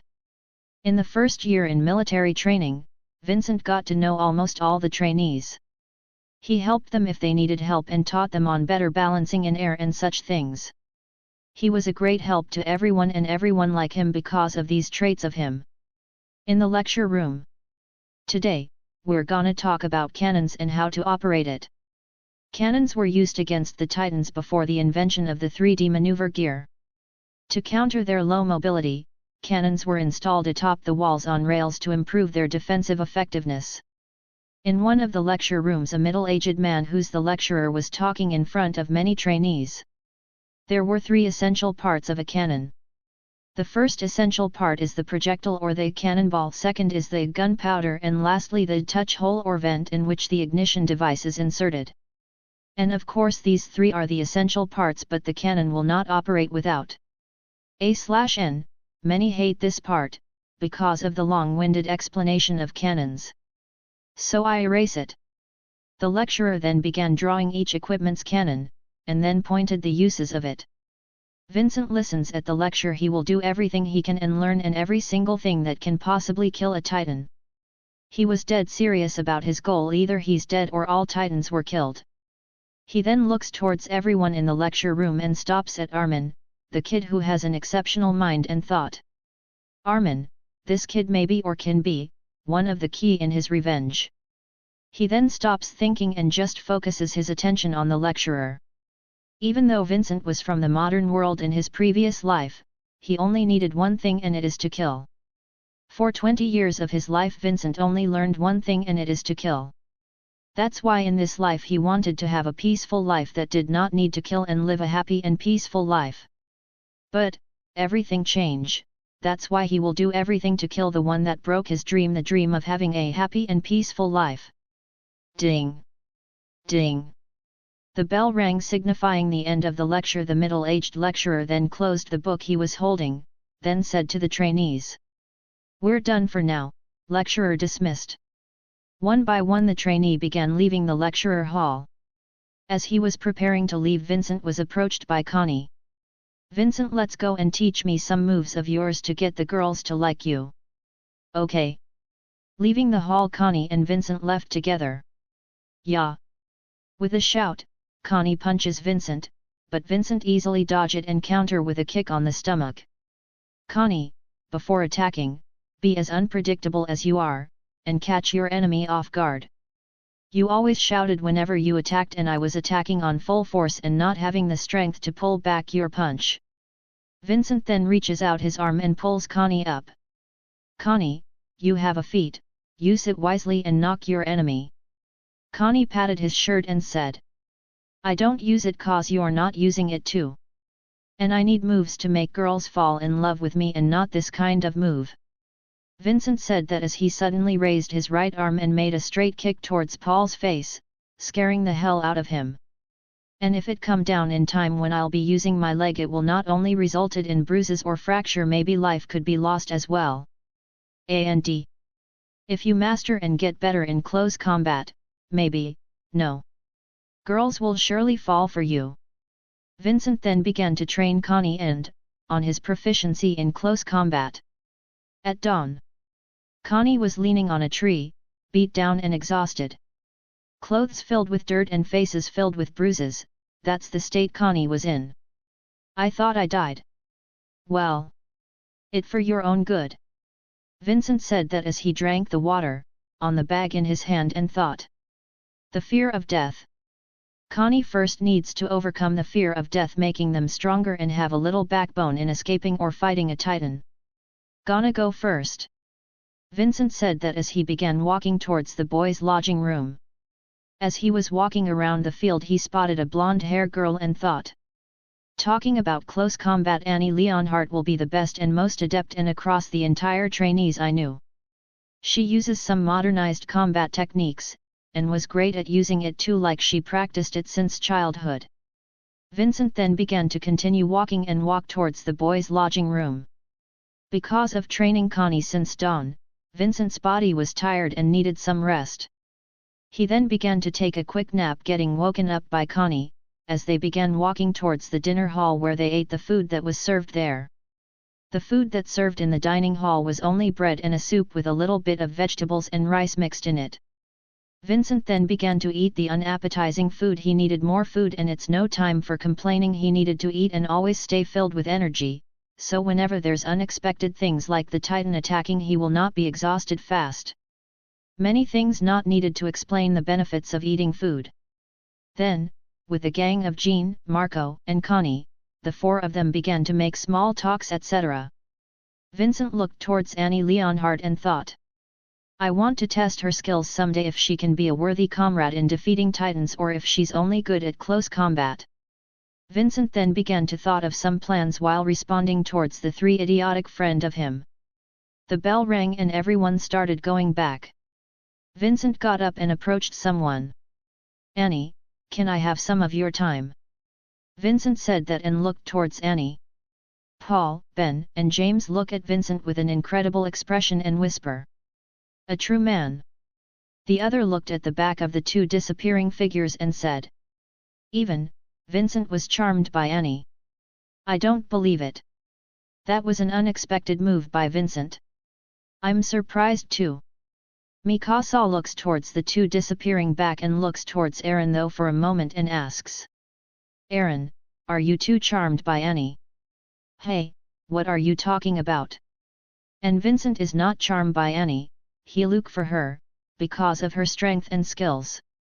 Everyone was facepalm at Aaron's answer but Mikasa was relieved and asked one more time. Then, you're not charming right? Of course not. What are you even saying, Mikasa? Annie followed Vincent and said, when? What do you want?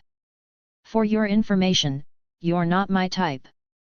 Vincent suddenly turns around and kicks Annie. Whoosh! What are you doing, Vincent? Annie jumps back in time and dodge the kick. You're not bad, Annie, I'm just here to test your skills in fighting.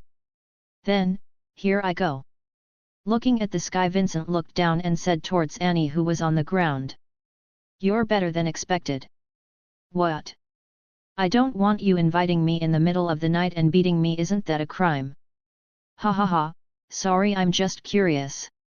But where did you learn that? With my dad. Oh. Vincent then started walking towards the boys' lodging room and said. Then, see you tomorrow. Wait, my legs are still hurting. Vincent ignores Annie and walks inside the lodging room. Entering and seeing the boys scrutinizing, investigative gazes. Don't worry, we just spar for a bit. As if we believe that. Chapter 14, ODM Gear.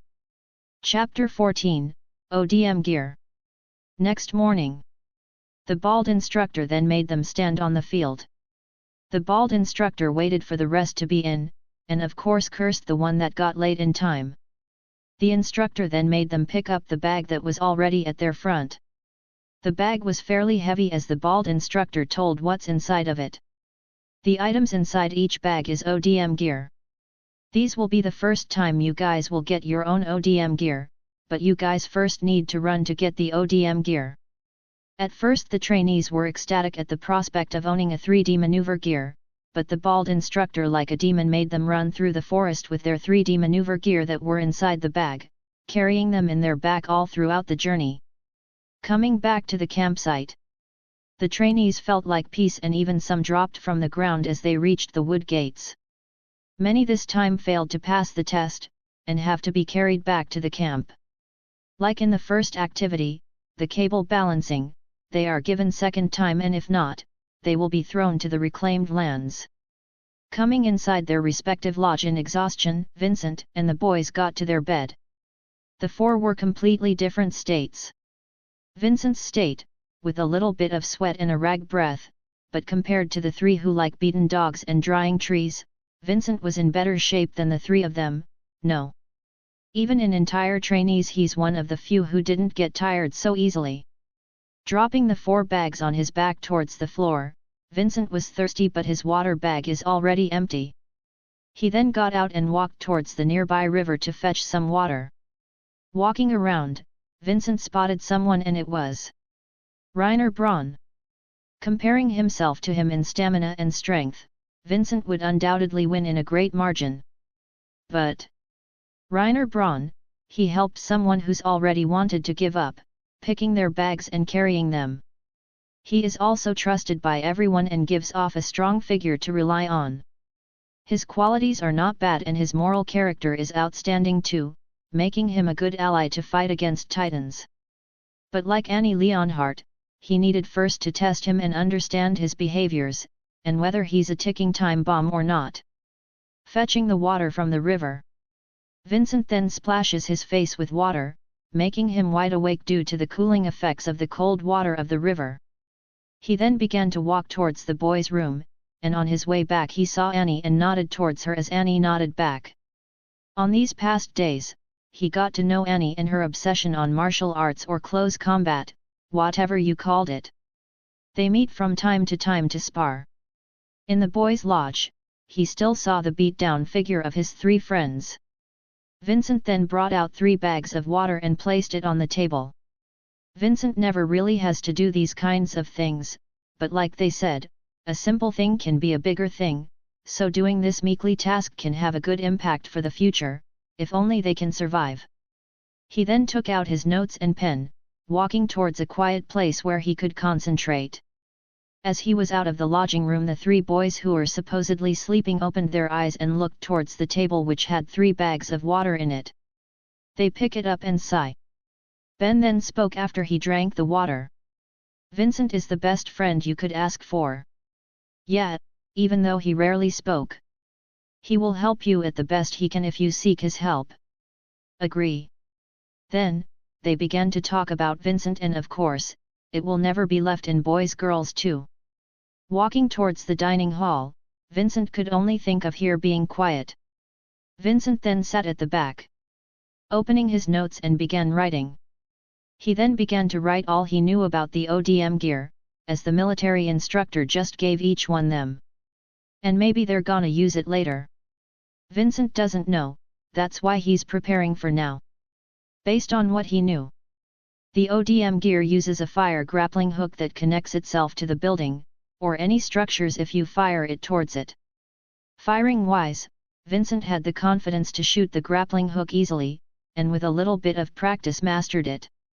And also needed to have balanced it to further control it, allowing you to freely travel in midair. While Vincent was focused on his notes, 2 people entered the dining hall. The 2 of them easily spotted Vincent, as he was the only person besides them. They approach him and ask, "Hey! What are you writing for?" With a quick glance Vincent saw the one that asked him, and answered, "I'm thinking on how to control ODM gear, easily." The one that asked him is a girl. The girl has long blonde hair, large blue eyes, and a heart-shaped face, and it was also the smallest person he saw in this training camp. Her name is Krista Lentz, which everyone refers to as goddess or angel. Oh! Hard-working hey! Vincent looked at the one that said that, seeing a tall, slender young woman with short, shaggy black hair parted down the middle, and this girl named Emer. So. Hey, teach us, cause you know, you're the number 1 in all. Just promise me don't do pointless thing. We promised. Sure, go ahead and sit. Vincent said that and pointed on both sides of his seat, as Krista sat immediately, but Emer contemplated and sat next to Krista. Vincent shook his head on Emer's behavior and just explained to Krista what he knew on ODM gear. Krista asks some questions, but Emer looked bored at this, but in the end Emer got hooked up in the discussion as she asks some questions from time to time. Few hours passed. Looking at the window, Vincent said to the both girls, "It's late, let's continue discussing about this tomorrow if you want to join. Ah! It really is. Your knowledge really impressed me. Like Emer had said, you're really a smart guy, Vincent. Krista said that and made an angelic smile. I'm only knowledgeable, but not smart. It's the same. Vincent then thought the knowledge of the earth in physics is really vast. Vincent never graduated from college, but he entered once. He had knowledge about physics, etc. He knew some things like how electricity works or gravity formula and sh*t, but he didn't bother to tell them as it's bothersome, and the only thing matters on his mind is to be good at ODM gear operating and killing titans. The rest is irrelevant. Well, goodbye. Nice meeting you two ladies. Vincent got up and bowed. He then began exiting the dining hall, and then walked towards the boys' lodging room. He quickly walked towards his bed located at and quickly got up on the second floor of bed. The three bedmates of his were awake and were talking to one another. Vincent, looking at the ceiling and had nothing to do for a moment, he then just rested his mind at ease, closing his eyes. He then opened his eyes as his friends invited him to go to the dining hall to eat. Dining hall. Vincent quickly devoured the food at his plate and quickly left. Doing what he always did, Vincent stole some meat and vegetables to stay balanced, but this time, he only stole a little bit. Lake. Vincent at the side of the lake did nothing too extreme and just did some light exercise. He then cooked his steel food and ate it happily. He then quickly left. Today will be a relaxing day for him. With all the stealing he did, he almost emptied the stock food in the storage room. He's one of the suspicious guys because he almost went every night, but he did something to not make him suspicious. Every night he stole some food, he stored it in some hidden places and went back to the boys' room. And when he vanished at night he went to the hidden places where the food is still fresh, the underground storage thing you do that is to store food. But, that's not enough to clear his name, so he has to have a witness on his activities at night, and that is where Annie's role came from. An instructor followed them, but he only saw that they were training and also observed if they're doing obscene things. But with like 3 months of observation, and he still did not see Vincent stealing the food in the storage despite the food still missing every now and then.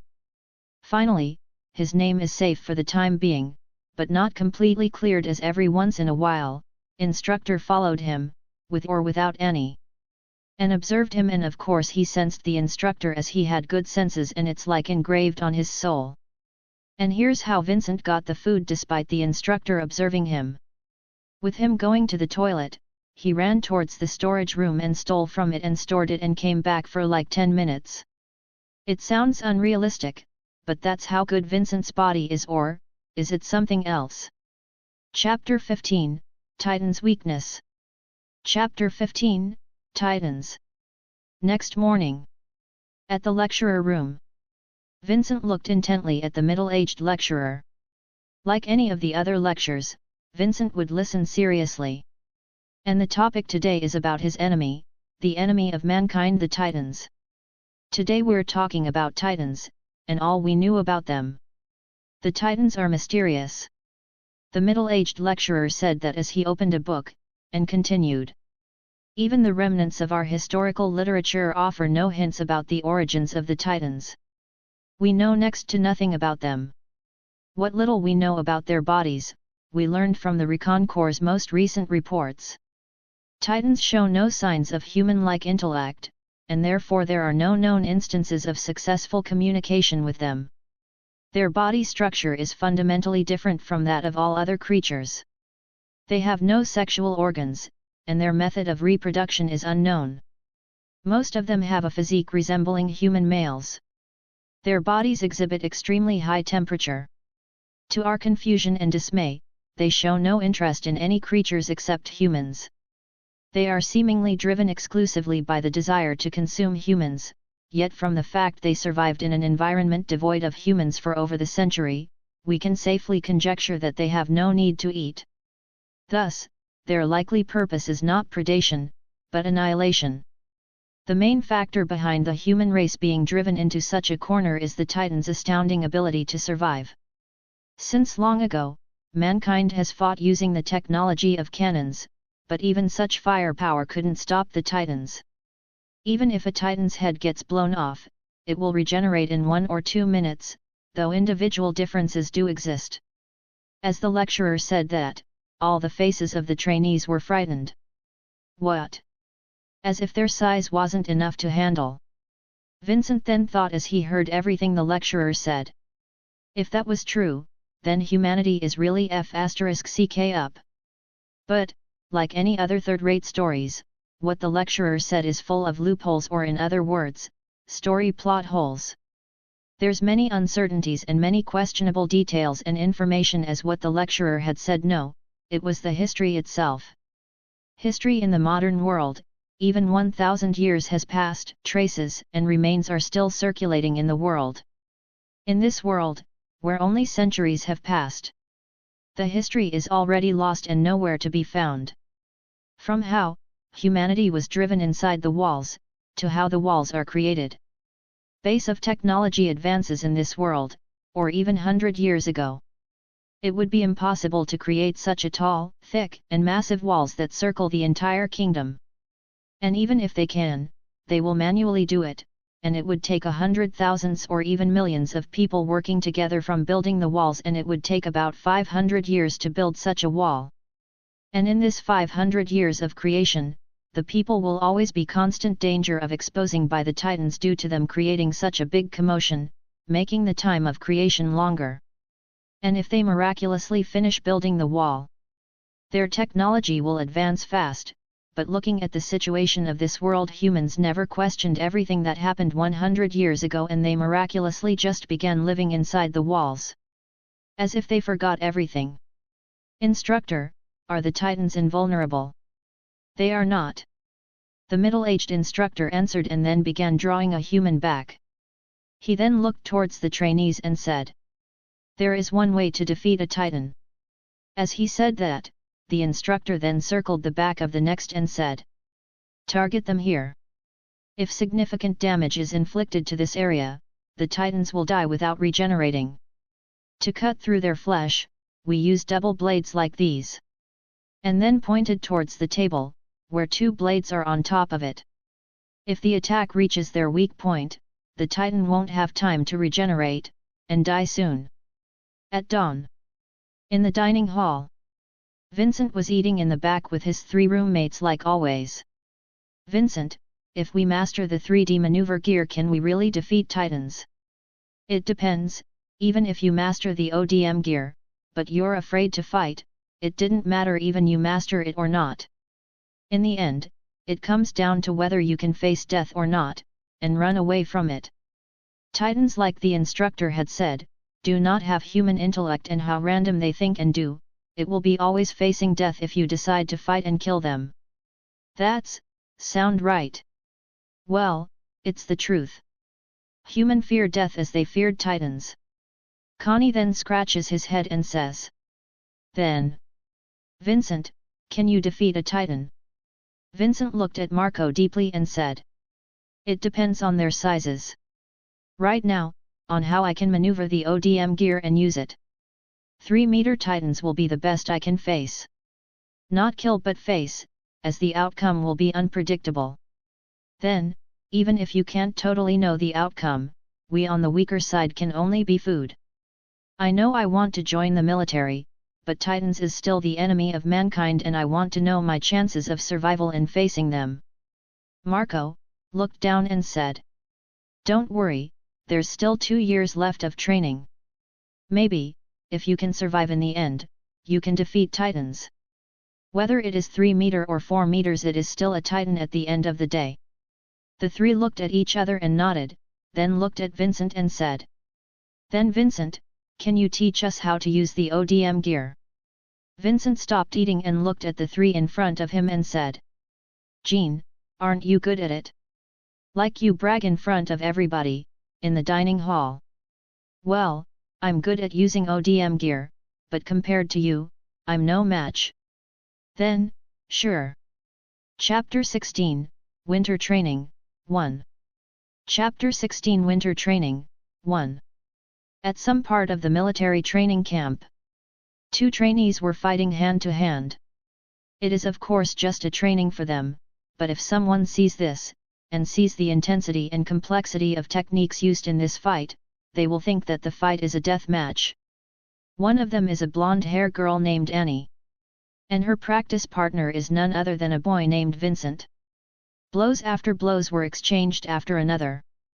The two are like two gods of combat, fighting in the mortal world. A/N, Wuxia vibe, met. But the two clearly are not a match, as the blonde-hair girl can't hit the guy, or to say, can't harm the guy. Annie uses all she got, but like fighting an unsurpassable mountain, she didn't even make Vincent serious or use his full strength, as she saw that Vincent was relaxed and could talk to her perfectly, unlike her whose body was in constant alertness. Annie, is that it? Is this all you got? Is all the things I taught you are for nothing? Why? I can't hit you. Bastard. Annie said that between punches and kicks. Annie then grabs Vincent's hand, intending to lock it between her armpits, but, like a great slippery slimy slime, Vincent broke free from the grasp of Annie. You're slow. Since that time when Vincent invited Annie to follow him out and fight her, Annie always asked for spar, and now they would always train together. Astonished by Annie's skills and talent in fighting, Vincent then taught her some techniques and tips on fighting. With that, Annie will always appear near Vincent's sight, eager to spar and learn some tricks. That's why Vincent decided to have them meet up sometimes when they have some free time and spar near the forest or some area that is a good location. Because of that, some rumors were flying at the training camp that they are dating, and Vincent denied all of that, but no one believed him as they almost meet together at night time. So, naturally people will think of that. It was a natural thought of humans to exaggerate things they didn't see for themselves. And of course it's for drama. A/N, aka Berthold getting jealous. Sigh. Leaning on the tree and making an exhausting sigh. Even though Annie didn't land a single attack or land a hard hit on him, Vincent is exhausted nonetheless. Annie is a great fighter, and Vincent is a normal human being, getting exhausted, because fighting is natural to feel, and it clears to see when you're fighting a strong opponent. It is almost winter, and I heard that there's a winter training that will make you earn points if you pass it. Annie, are you going as well? Annie, leaning on the tree answered. Yeah, I need points to be at the top 10. Good luck, then. Tell me if you have some confusion, let's meet up tomorrow. Okay. Winter training. A/N, winter. Seeing Kamatu's family being killed. Yay! Looking outside the window, Vincent saw the snow rain gently. This time of winter was at its peak, and it will be practically freezing all the time.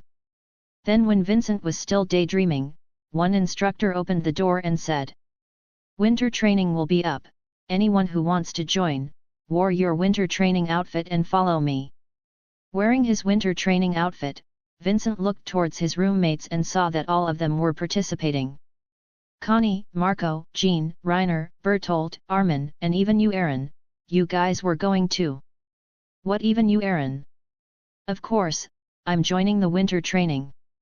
Since Aaron is joining, I want to go too. Well, everyone is joining, so why not? Reiner will be going and I'm just joining too, because of it.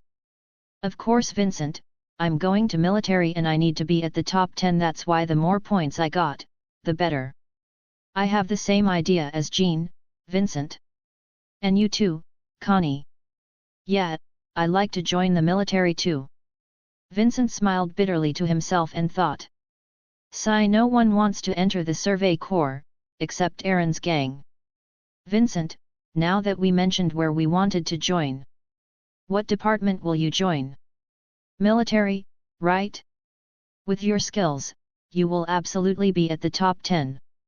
Vincent thought for a moment, pointing his finger at Aaron and said. I'm joining the same as Aaron, I will be joining Survey Corps. What? Connie, Marco, and Jean exclaimed. When Aaron heard what Vincent had said, he jumped in joy and quickly walked towards Vincent and said, "Vincent! You're joining the Survey Corps? Yet! Ha ha ha! Jean, Vincent is not a coward like you. He will never join the military." "What did you say?" "Hey! I'm right though. You're picking a fight, bastard." "I'm just saying the truth, coward." When Aaron and Jean were close on coming to blows, Vincent then spoke, stopping the fight. "Hey, don't fight. The instructor is still waiting. If you guys fight now, we will be late and yell out." There's quite a few people joining the winter training. Since all the special training is vicious and hard to bear, it was understandable that few people had the guts to join in. Lining up in the field, the snow is not that thick and too cold to bear, but it was cold nonetheless. But with Vincent going all day going to Cold Lake, this cold is easy for him. There's like only 40 out of 200 plus people who participate and join the winter training, but the one that joins is the best, as you can say, the best of the best. All of you will be training under these freezing cold. The first thing is you need to know is to know your limit. Don't push yourself or you might die like the others. Anyway, you guys will be stationed in the mountain, and there is you will be starting the real training. Then let's go." The instructor said that, and proceeded to board the carriage and started to go.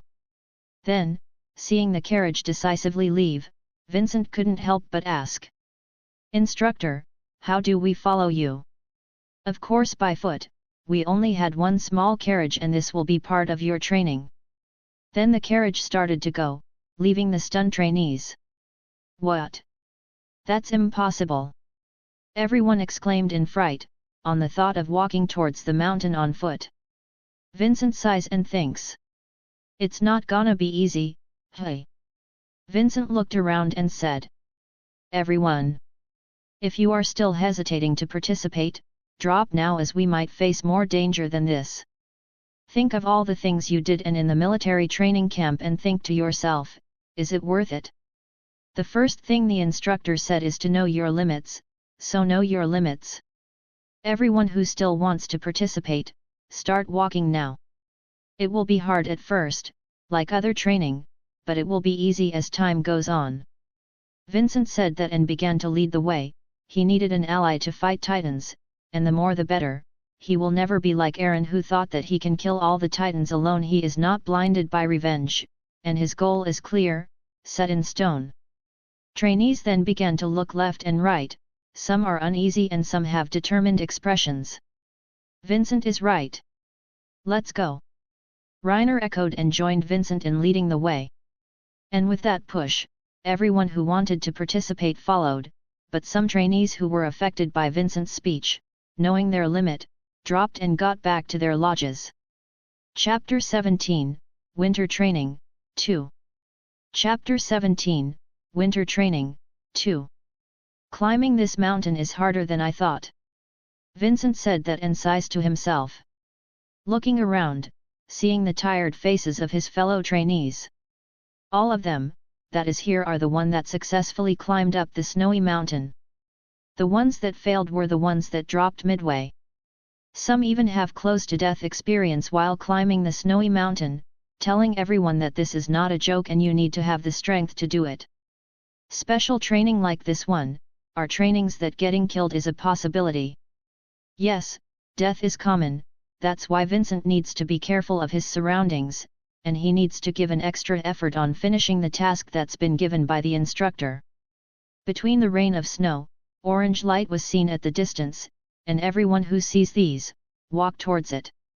Then finally, they spotted the finish line. At the orange light stood a hut side by side, as the lantern of them flickered, signaling them that someone was there. And their assumptions were right, as two instructors are standing outside the huts. One of them is the guy that leads them here, on top of these snowy mountains. Seeing the approaching trainees, the instructor then began talking. "I know you all are tired and congratulations by getting this far. These two huts right here will be your temporary place to sleep and relax. The left hut is for the boys, and the right hut is for the girls. Don't do anything stupid. Your first training will begin tomorrow. Go rest for now. The instructor ends that and walks towards a mini hut, where they will wait for some trainees who are still out there.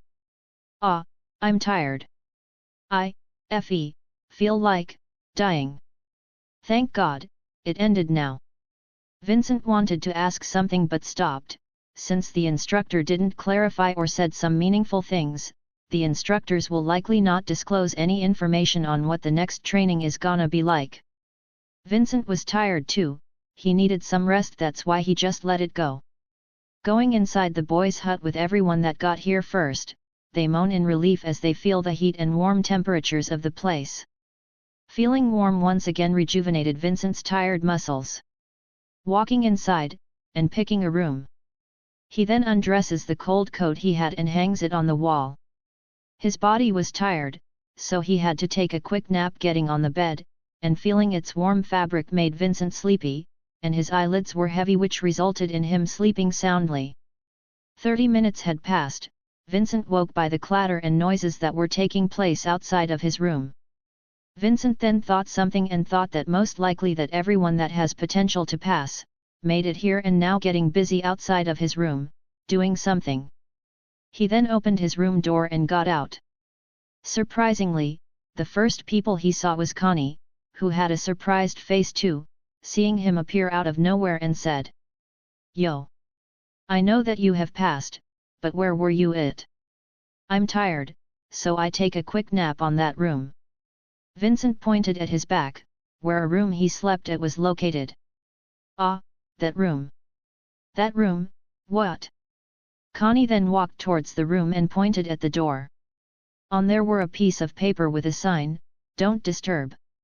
"We thought that there's an instructor there, so we never open it." "Surprisingly, you're the one that been sleeping on that room." Vincent was really surprised, seeing that there's a "Don't disturb" sign there. He's not the one that put it there, and most likely, someone in the first batch noticed him and kindly put the "Don't disturb" sign. What a nice guy, it's probably Marco who did that. I have to thank him later. "Where are you going, Connie?" "Gonna go and take warm water to drink. It's freaking cold outside, I think I have a phobia in snow."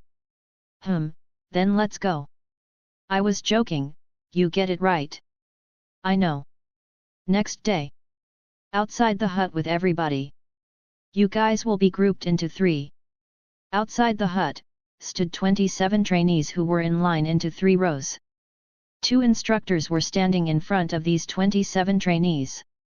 One of them is a red-hair girl, and the other instructor is a brown-hair guy. The red-hair instructor is named Gaza, she will be their instructor for these special winter training. Gaza looked at everyone and said, "With 27 total, your lot will be divided into 9 groups. 3 persons per group will be the outcome. I will pick 9 trainees, and whoever I pick will be the team leader, and the team leader will be the one that will pick the rest of his group, or the 2 rest of the members. Mikasa, Vincent, Das, Reiner, Jean, Marco, Connie." After the last name, the instructor then began to permit the team leader to pick their own teammates. Vincent's name got mentioned, and like the instructor had said, he is one of the team leaders and his job now is to pick 2 more persons to be his teammates. Sigh. "Sadly we're not in the same team, Vincent." Connie sighed and said, "Gonna go now and pick some decent teammates." "Vincent, good luck." He then added before starting to search for his teammates. Good luck." Vincent responded, and thought. Searching for some decent one is no good, as most of the one that got mentioned are the best. Looking around, he saw that some teams had already been formed, like Mikasa's team who's composed of Aaron and Armin. But, some are just like him, still looking for teammates. Then, someone calls out to him. "Vincent." Vincent turns around, seeing Annie. "What? Are you still looking for members?" "Yeah." Vincent nodded in response. Then, "Can I join your team?" "Sure." Vincent nodded and thought. "Annie, Nice. Annie had great strength and stamina, she will not be tired out easily. But still, I'm lacking one more teammate. We still need one more member. Vincent said that towards Annie and began searching. At some corner, he spotted a blonde-haired guy and thought, Thomas Wagner is not bad. Vincent walked towards Thomas and said, Thomas, are you already in a team? No, I'm still thinking about where to join the team. Then, join my team. I have Annie here, with you, we will be a great team. Sounds good, count me in. Thomas then agreed and said. Then, nice to meet you Annie. This will be the first time, I got to know you and we're now a team, so nice to meet you. Nice to meet you. Annie said that and nodded. Now that all of you are in a group, you guys will now need to climb down the mountain. The faster you reach the cottage, the more points you will earn. What? Going up and down, is this a joke? What are you complaining about? If you don't want to go, drop now and go back to hut. No, ma'am. Then, start now. Gaza said that, and walked back towards the hut, as the trainees began planning and preparing their equipment and necessities for climbing down the snowy mountain. Vincent team started to prepare too. Small knife, some rope. Inside the hut, Vincent looked outside and thought. The snow has started to fall heavily, and the temperature is getting colder and colder every second. The instructors are really evil. Sighing, Vincent looked towards his companion and thought. Thank God, I have good teammates here, or else, this winter training will be disastrous for me. Vincent then began sending orders. Pick up the pace, we need to start climbing down. The sooner the better and the more chances of us getting more points. Picking up their pace on packing up the equipments needed, Vincent's team are ready to go. Let's go. Vincent said that towards his teammates and began leading the way down the snowy mountain. Chapter 18, Winter Training, 3. Chapter 18, Winter Training, 3. 5 hours had passed, since Vincent and his team started climbing down the snowy mountain. Snow started to fall harder, making their vision limited. The lamp on their hands is the only source of light that paves the way, on making their path visible. Sigh. Vincent sighed, he knew fully that this training would be hard, but he didn't know it would be this hard. This is hard. Thomas said that, as he kicked the snow below his feet, making the snow scatter around. Stop. Don't waste your energy, just keep moving forward. But, sigh. Thomas wants to refute but stop, and just sigh. Anyway, can you guys still keep going? Barely. Thomas said that tiredly. Vincent then looked at Annie and asked. And you, Annie? Can you still keep going? Still can, only a little tired. Annie answered. Then, we are almost there, let's keep going. Vincent said that and began walking again. Vincent. Yet. Are you and Annie, whom you know? You guys are close and all, so I was wondering if you guys are going out. No. The one that answers is not Vincent, but Annie, refuting the claim of their relationship instantly. Annie is right, we are not going out. Really? Really? Then what about your meet-up every night? Sparring. Training. Oh. Thomas said in defeat. Even though the two denied it, he still can't believe that the two are not dating. Like the other trainees, they will not believe until they see it with their own eyes. Then, suddenly, a sudden turn of events happens as the ground, that Vincent steps on, collapses, leading him to fall down. This turn of events is too sudden, as the two were late to react. Vincent! The two shouted in panic, as they saw Vincent fall to his doom. Vincent saw that things were going south, as the ground collapsed. Then suddenly, with a flick of his finger, strange things happen. Like a movie in slow motion. Vincent's view of the world turns slow. Vincent didn't waste time and picked up the rope with a hook on its end. Throwing it on the closest tree he saw, perfectly roping it in on the tree. As soon as it happened, and tied up safely, the world he viewed turned normal again, as his falling turned to diving fast. But, with the rope he secured, he didn't completely fall down, using it forcefully as he swung and glided in the air, using the rope, but his position was in mid-air, and he can't totally control it, leading him on hitting the side of the now cliff. Looking up a bit dizzy, he saw a light brighten on his view, as his mind started to go blank and fall into the darkness. Hitting the side of the cliff with his body, even though with thick clothes on, were still nonetheless, hurt as hell.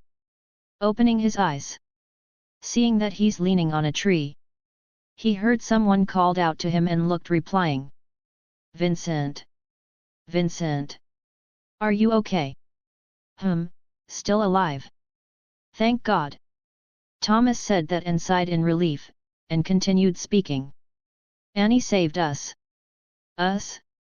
Isn't that, I'm the only one falling into the cliff.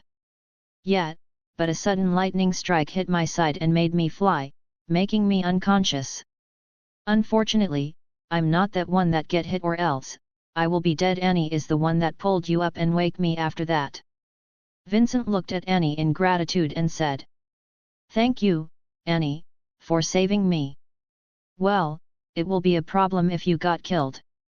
Annie said that with a nonchalant expression, and continued. I'm just returning the favor of you teaching me. All of that amounts to nothing, compared to saving me. Once again, thank you. No problem. Just tell me if you need something. As the two were conversing, the guy with blonde hair was standing there, with a dumbfounded expression and thought. Like hell, I will believe you two aren't going out. These two started flirting, and I feel like I'm third-wheeling or something along those lines. Thomas coughed 2 times and said. Cough cough. I know you guys are close, but please pick up the right time and places to flirt. We're not flirting, I'm just thanking here. Vincent got up and sighed, and thought. What a close call. I almost died there. Without Annie, I will really die, and slow time, not using it this month is worth the wait, without this I will die for sure. Do you need to rest, Vincent? No need, I already took a lot of our time. We need to go, as the snow started to fall heavily. Seeing a cottage in the distance, Vincent knew that they were near on finishing the task. Just a little bit more. Sigh. Thomas sighed in relief as he saw the cottage, seeing it as a sanctuary of some sort. Sigh. Annie sighed too, as this training, really is hard. A minute later. 3 people, under the snow assault, were steadily walking forward. People at the cottage saw them, as they approached them and said. Are you guys okay? Fortunately, we're still okay. Thomas said that with a laugh. Now that he's in a safe place, all of his worries are gone and just got back to his easygoing self. We are fine.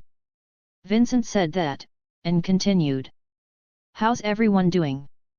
You guys at the second place, Marco's group is the first to got here. Marco.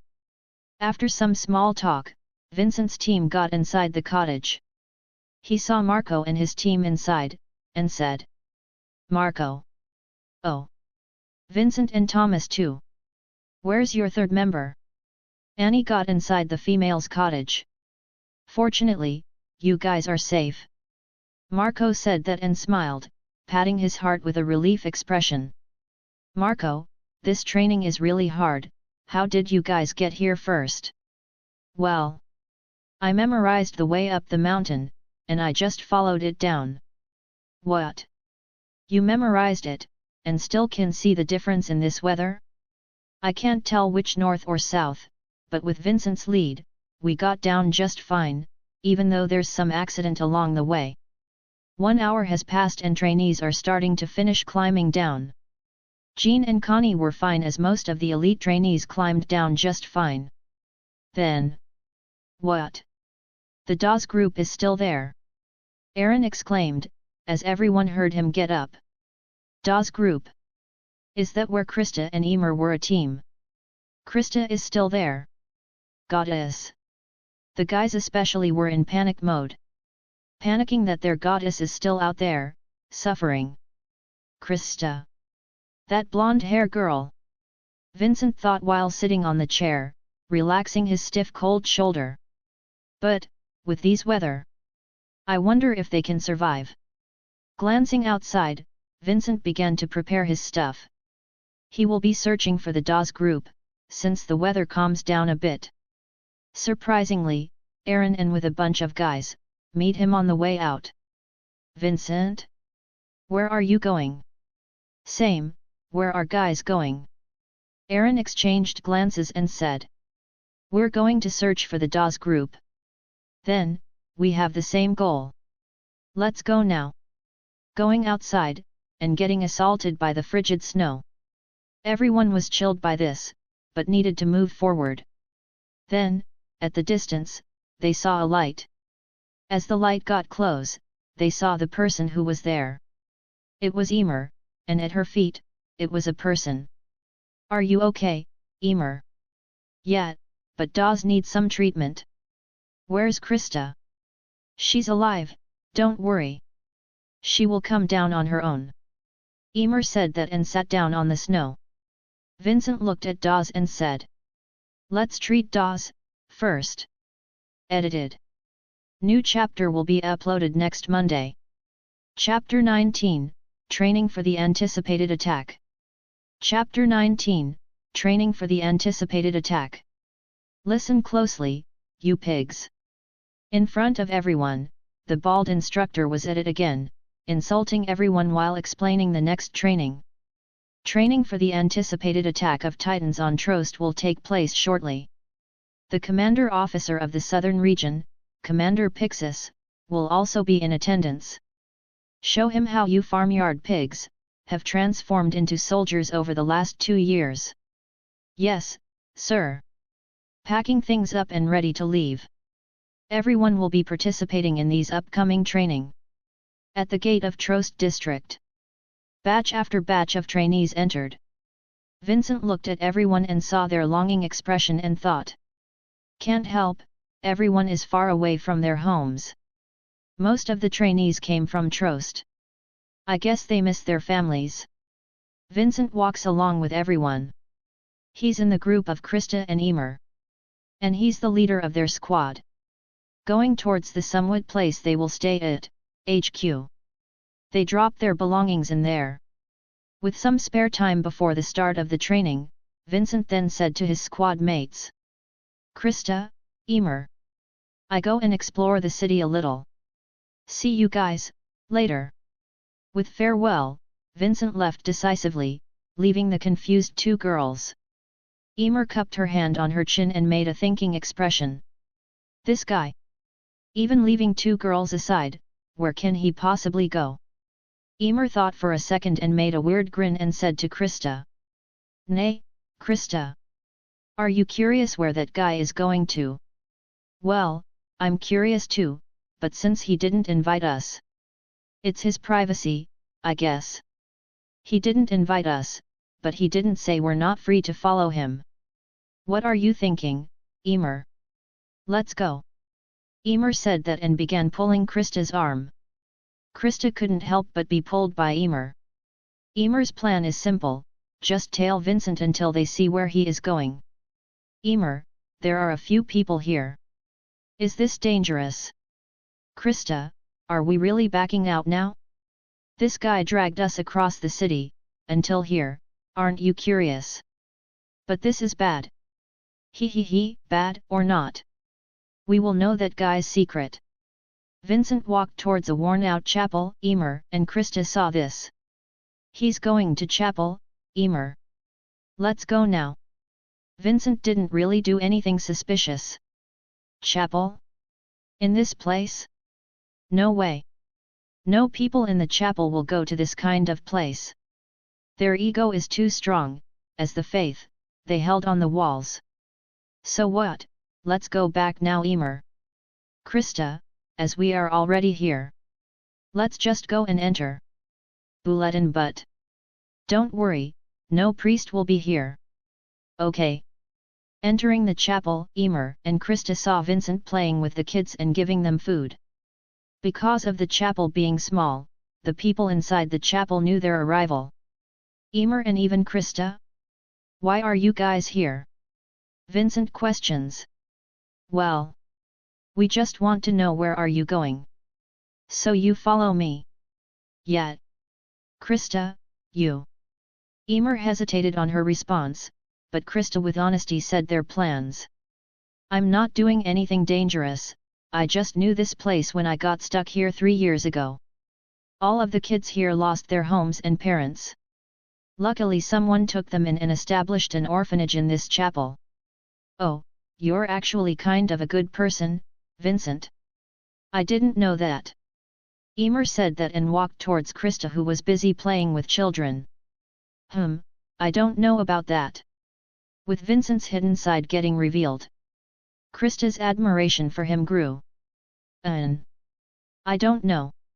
Smirking face. Even Emer got a bit of respect towards Vincent. Ding ding. The bell rang signifying that all of the trainees should get ready, and the training will begin shortly. Vincent, Krista, and Emer walk inside the place they stayed at. With their arrival garnering some attention, Connie walked towards Vincent and made a suggestive face, elbowing his side and said with a knowing smile. You're not only aiming at Annie, you're aiming at Krista too, hey. Vincent, I didn't know you're such a playboy. We're just sightseeing. Sightseeing, I see, I see. Connie left and whistled. Vincent can't be bothered by Connie's antics and so readied himself up. Putting his gear and checking if it is okay and fine. They check it before they leave, but Vincent is double checking just to be safe. On top of the roof with Krista and Emer, Vincent drew out his sword and began to look around for potential targets. That dummy, but it's far and some squad is near them. What about that one? Plausible. What about that one? With a green smoke, rising on top of the wall. The training began. Vincent and his squad ran and flew. Vincent then began to instruct his squad, on where to go. Emer, go towards that dummy, and Krista, go towards the dummy on the left. I will cut the Titan in the middle. Roger. Okay. Shing. Shing. Shing. With that 3 targets have been claimed by them. Wow! Vincent, you're good at leading others.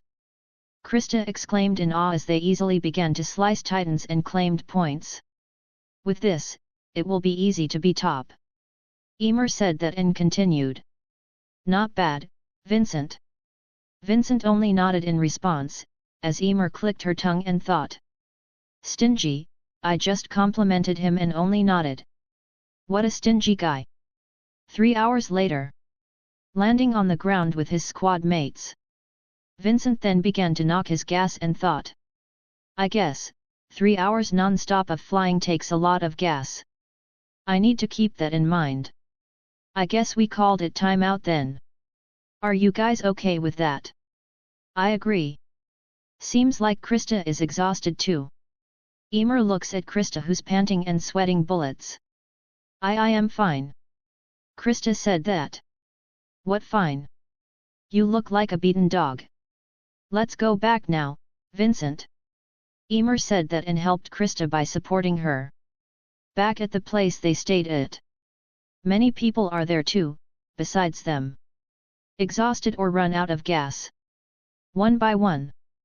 Trainees after trainees landed or just got inside the HQ. This training really makes them use all the knowledge they got on the training camp. Leaning on the wall with his squad mates. Vincent is tired too, albeit a little, but he needed some rest like everyone else. Then, when everyone got back, an instructor made them lined up and said. Not bad, but don't be cocky. As the dummy Titans do not move like the real Titans. Anyway, you guys perform well, that's all dismissed. Everyone heaved a sigh of relief. Even Krista sighed and patted her chest. She looked at Vincent and said with a smile. Thank you, Vincent, without you, I will perform poorly. Vincent looked at the smiling Krista and thought. Cute. She looks like a cute kid. Vincent then unexpectedly patted Krista's head and said. No worries. Even if my instructions are all right, without the skills to back it out, it will all for naught. Be confident with yourself, Krista. Krista froze as she felt the hands of Vincent patting her head, and heard him say that. She looked up at Vincent's face and said. No, no. I'm really grateful. All right, then bye-bye. See you later in dining hall. Okay, see you. Krista looked at Vincent's back view with a grateful expression. Well, well, well. What have we got here? A girl that got patted on her head. Krista, I'm not only around for a little and you're already cheating on me. I'm not cheating, Emer. How do you feel getting patted on the head? Well, it's not bad. Krista touches her head and has a small blush on her cheeks as she says that. At the dining hall. Besides Vincent sat Annie, who is clearly in a bad mode. Vincent looked at Annie and saw her cease eyebrow and asked. What happened, Annie? Nothing. Well, it clearly said that on your face that something happens. I said. Nothing, okay. Okay. Vincent looked at Annie and heard her unreasonable answer and thought. Is this girl on period or something? Better not angered her. Vincent. Vincent heard that someone called out beside him, and saw Krista and Emer with food on their hands. Can we sit here? Sure, go ahead. See you later, Vincent. Annie got up and left, before saying that. Vincent looked at Annie's back and decided to ask her later if she had some problem. What happened to her, Vincent?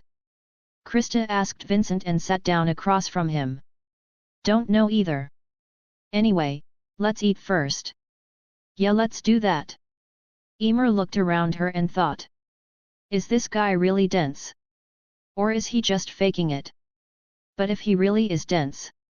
Emer looked at Krista and said to Vincent. Vincent. Yes. Krista is mine. Okay. What are you saying, Emer? Krista heard what Emer and said and questioned her. Vincent was baffled at Emer, and just agreed. He then looked at Emer and thought. Is she in her period, too?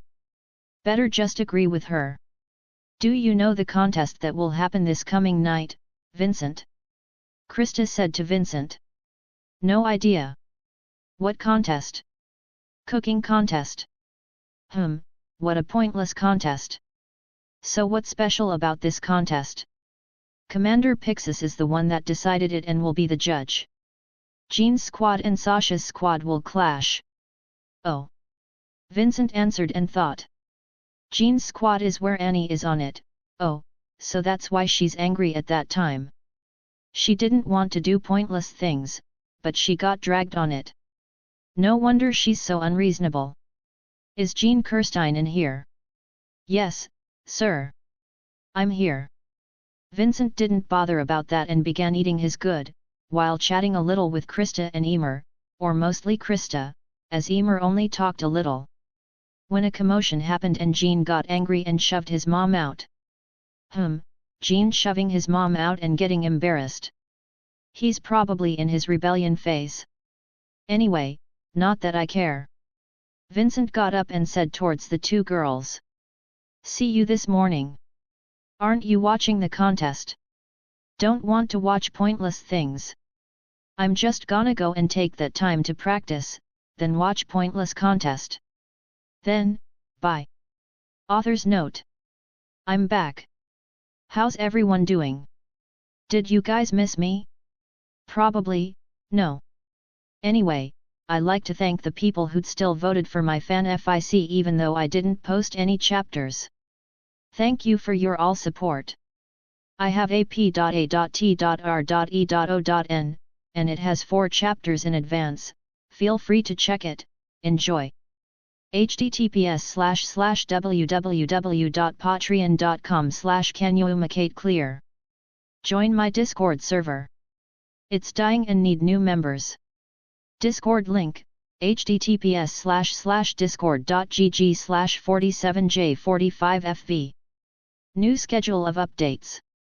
Schedule, Monday, Wednesday, Friday, Sunday. And last but not the least, how's my grammar? Is it good? Chapter 20, Thieves. Chapter 20, Thieves. After the training in Trost took place, another training came out. This is not a usual training that everyone has to participate in, but it is a training that earns a lot of points if completed, and yes, it is special training. The 104th military trainees were split into two groups. Their objective this time is to make a round of a trip to the target location and record the progress within a given time. The journey to the destination goes on for about 40 kilometers. Vincent's group was led by Thomas and Mikasa being in charge of record keeping, while the other team was led by Marco, with Armin being the record keeper. Both teams set out at the same time and proceeded towards the huge forest. The two groups were supposed to trade information at the target location and return to the starting point, completing a loop. The objective of this special training was to evaluate everyone's ability to sustain themselves in the absence of a crisis. Riding a horse with everyone, Vincent looked at his surroundings, which was devoid of any infrastructure. They were in a deserted place, perfect for ambushes, that's why Vincent was alert at all times.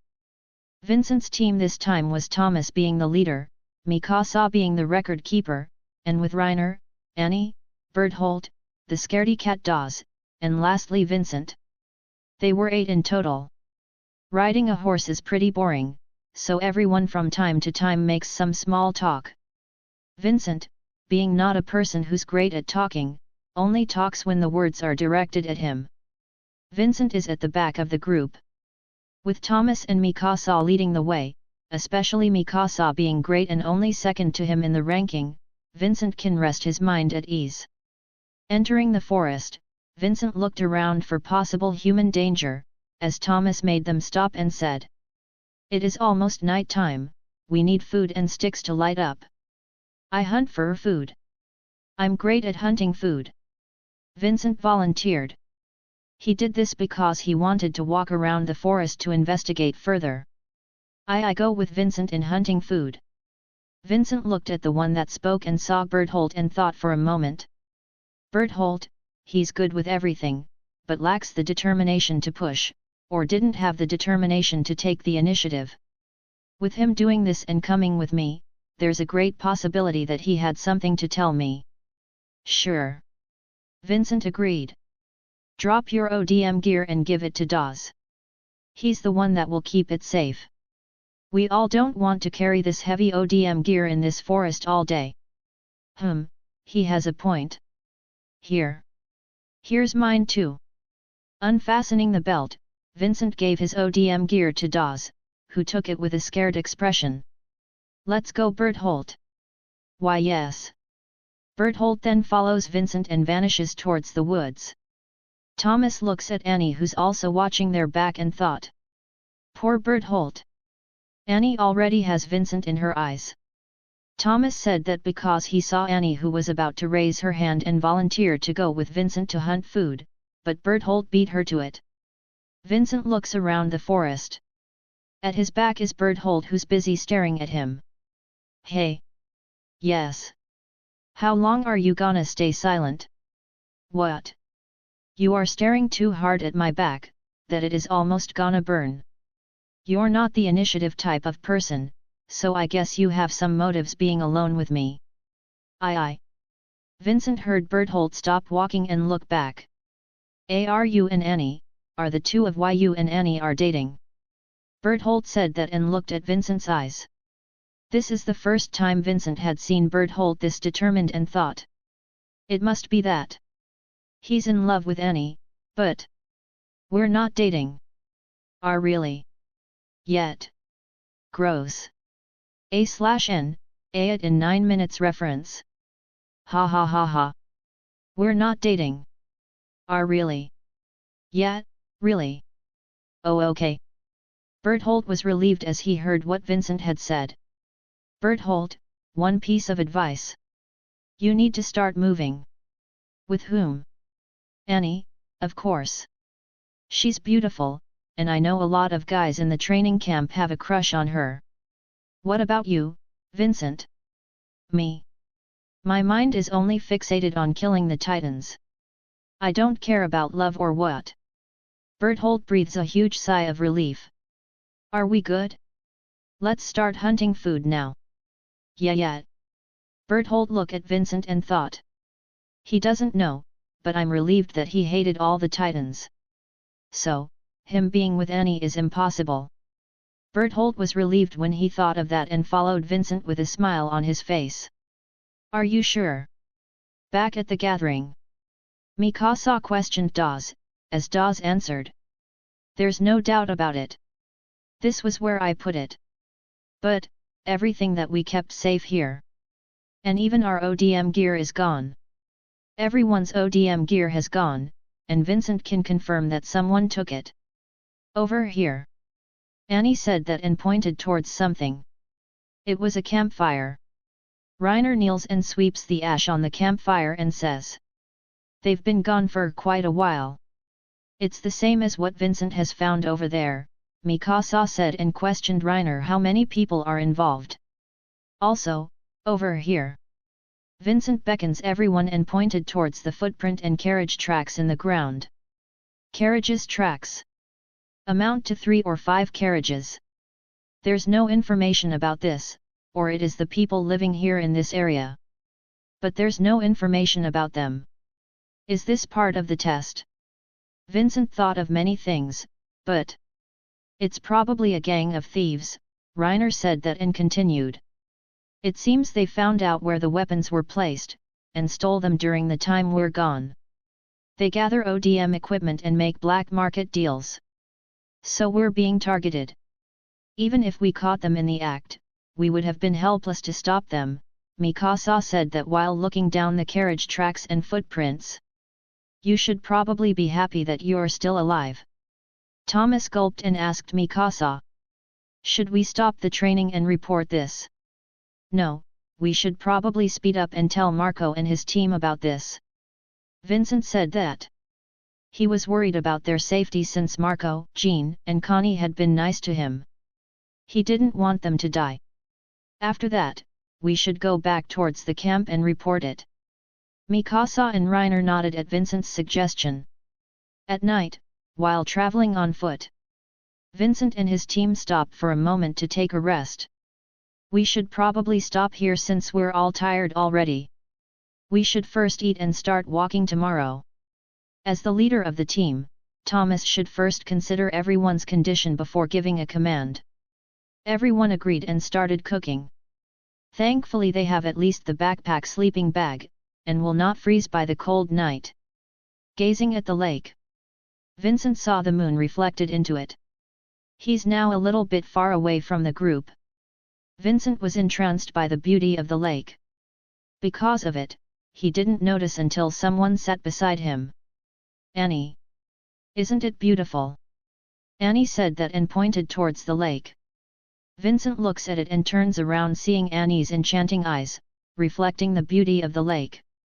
Yeah, it is beautiful. Annie looks at Vincent and smiles. I know, right? Berthold, go towards Vincent and ask him to sleep early. Okay. Berthold then began to walk where Vincent was at. At his front, he saw the lake and thought. It's beautiful. I wish that I and Annie would visit here alone and talk about many things. And then Berthold saw. He saw how Annie and Vincent were happily, with a smile on their face, converse with one another. This is the first time he saw Annie's smile. It was beautiful, but the smile is not for him. Berthold, did you tell Vincent to sleep?